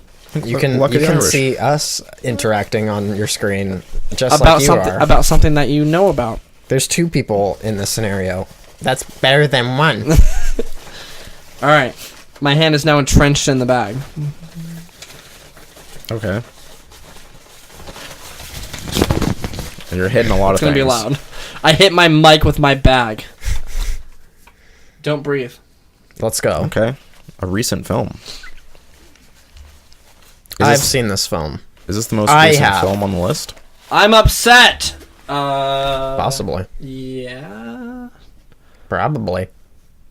Seems like it might be. Yeah. I don't know. What? Okay. I don't like this bit. What? I hit my bit. I hate my bit. I hate this bit. Was it last year? I want to say it was last year. A couple years ago. I didn't ask I'm going to say 2017. Okay. That seems right. This is... I was interested in this Siri, movie. what year did Don't Breathe come out? Don't Breathe was released August 26th, 2016. Siri, thank you. Let's fucking go. In my mind, it was still 2017. Why, thanks. Let's fucking go. You're welcome. No, you're welcome. Okay, Siri, let's fucking go. Your language. Your language. Your language. Watch it. Your language. Michael Caine. Michael Caine. Your language, Master Bruce. He didn't say Master Bruce, but that is what he calls me. Oh. Well, I didn't even know that. And I did that impression. Say my name. You're Dane. But since we're friends, I get to call you Master Bruce. My two brain cells, Batman, Bruce Wayne. Yeah, no, I was interested in watching this because it's the same. I think it's either the same director or in some way like the same like executive producer or something of the latest Evil Dead, which was a harrowing experience. It was, yeah. Was it the same director? Is that what it was? I don't know. Okay, I thought it was. I thought it was. I was for some just reason. responding to you saying it was a harrowing experience. Oh yeah, I remember when we watched the premiere of that. I didn't feel well watching that. I didn't feel good. It was kind of a shock film. Yeah, it was. yeah, so I'm excited to watch this. You've seen it? Colter? Yeah. Jordan, I liked it a lot. You have Not seen it, but I was curious about it. Do you know the concept? Yes. Don't breathe. Oh, you're not supposed to breathe. They're So- underwater the whole movie. That's right. The This is movie's actually very short. This is actually just a YouTube clip of what's his name's underwater breathing record. David Blaine, is that what his name is? Daver Blaine. Daver Blaine. Yeah. Chris Angel Mind Freak. He can breathe underwater. Okay, can we watch some episodes of Chris Angel Mind Freak live stream on Also Subtle? Sure. And react to it? Sure. Okay. Can we watch the one where he walks across the empty two- space between two buildings? Oh, in Where he Las Vegas or levitates. whatever? I don't know. I don't We know want what it to. is. I want to watch the one where he sticks his hand through a window, Okay. but doesn't break the window. That's like the least impressive thing he's ever done. Okay, what about the one where he swallows air? There is Whoa, one. dude. There is one where he pulls a lady apart into Yeah. two, Yeah. and then she's like crawling around on the ground, freaking out, like no! And then it just cuts away, and I'm like, What? He just What killed happened? someone. He killed someone. we got no closure. He's on the it. mind It freak, went all right? wrong. He's the mind freak. Well, He has where the Chris fuck he Angel wants. Mind Freak, dude. And now she's incapacitated. She's Look, handicapped. she's dead. She's Yeah. dead. Chris She didn't Angel was last. on one. She didn't make it. Yeah, so next week we will be watching Don't Breathe. If you want to be a part of the discussion, go ahead and watch it on your streaming platform of choice, and then you can hear us talk about it, and your brain cells will connect. It'll be a good time for all. Oh wait, you said that. Brain cells will connect. Will connect. It'll be a fun time for all. So please join in. Guys, do you have anything to add before we No, call it a night? No. please end it. Time for the Do it. plugs, Pull the guys. trigger, please. All right, time to pull this trigger. Look, if you want to be a part of the discussion and be a part of the little Not So Subtle family, you can go to it's not so subtle at gmail.com. Send us some little messages there. Let us know what you think of the movies. Let us know what you think of Pokemon Let's Go. Let's fucking go. Let us know what you think of Fallout 76, starring Soldier 76 from Overwatch. Let us know anything that you want at the email address it's not so subtle gmail.com. You can also find us on Twitsmers at It's Not So Subtle, Facebook It's Not So Subtle. You can find us on Twitch It's Not So Subtle. Not at our website or iTunes because that's simply not in the cards. Yeah, you can find us at any of those places on most social media sites. And look, just say hi, all right? What YouTube? Did we mention that? Oh yeah, YouTube, Not So Subtle. Let us know you exist. That's right. Watch. Just leave a commento. Just say anything. We say anything all the time on this podcast. Just It's say easy something. to do. It's real easy. Just take a few minutes out of your day. Just comment on a bit that we did, or talk about your opinion on Luck of the Irish. Luck of the Irish. Why not? We're an echo chamber around here, so we'd love an extra voice. That's right. And yeah, if you want to find me on any sort of social media platforms, you can find me on Twitter, Instagram, and Twitch at Lane to Point. You can also find me on Vimeo. I just uploaded a new video of a little hiking excursion up to Haybrook Lookout, which was pretty fun. Didn't have a lot of footage to work with, but I did what I could. And feel free to roast me on how bad it is. Okay. And I also have my Tumblr in full force at Cinema Dope. Nice. Colter, Guys, check me out. can you please ask Jordan where we can find him? Got him. Check me out on Twitter, Instagram, and Twitch at Colter Potter. Short and Hashtag sweet. let's fucking go. Jordan. What? Hashtag Oh, let's fucking go Eevee. Okay, before we go, Eevee or Pikachu? Eevee. I don't give a fuck. I'm gonna go Eevee, as Eevee well. 9 times out of 10. Eevee, not because it's cute, but because it is multifaceted and has a lot of purpose. Because it has about Pikachu, 12, it has 12 different not forms. Pikachu, because he's a fucking Has idiot. 12 different brain cells and Yeah. uses all of them. And they've become, and when he transforms, he They all becomes connect. another brain cell. He's got That's 3 right. brain cells. 13 brain cells connect. 13 brain Brain cells, cells. 13 main cells. Okay. The main cell, the powerhouse of the body, That's the right. mitochondria. Let's The fucking mitochondria. The Marius of the cell. The nucleus. Wow. That felt You're loud getting from there. over here. I don't know. That was really loud in my mic. You're, like, I yelled into my inhaling. mic. That's right. Jordan. Yes. Just fucking out with it. All right, you Look, can find Colter, me. No, you can't find me because I keep getting interrupted. So Jordan. what is it? Just go ahead. Okay. You can find me, Jordan Miller, at the Kill Miller on Twitter and other social media places. You can also find me on Twitch, which I haven't streamed in a while, but maybe I will. Maybe I won't. We don't know. I'm a wild card. Look, we don't know. You can also find you streamed for a second, Rocket League, right? That was on Steam streaming, which I don't know how that What works. the hell is that? So I've never Look, heard of Steam that. streaming is literally just like not used by anyone, but No. you can like request to watch a friend's game. Yeah, and honestly, it's good So for like that, if you but- wanted to see like in that case, Geppetto just wanted to see what we were playing, and so he just watched for like a dick's hair Like length. share play. Yeah, pretty much. Something, yeah, basically like that. You can find me on Tumblr at Tenzo-Taicho, where I post anime stuff. I think I got everything. Let's go. Let's fucking go, Let's get it. guys. It's been a great time as usual with you, Thanks. and I look forward to it ending. PAX tickets are going on sale soon. Within the next 2 weeks. Hopefully. We don't know anything. It feels like they're late, but also I don't remember the last time they went on sale, so... June 8th or 7th. Oh, okay. So we're next right there. week would be around the time. So yeah, maybe we'll update on that. Maybe not. I actually have something I wanted to talk about this week, but I didn't get a chance to. And I won't do it now. Can you do it next week? Okay, good. Let's fucking go. Evie. Guys, you have a reason to come back. A nebulous concept that I will bring forth. I'm excited. You left us on a Let's go. cliffhanger. Look, I probably won't breathe until next week. Well, good luck. That's going to do it. Goodbye. See you guys.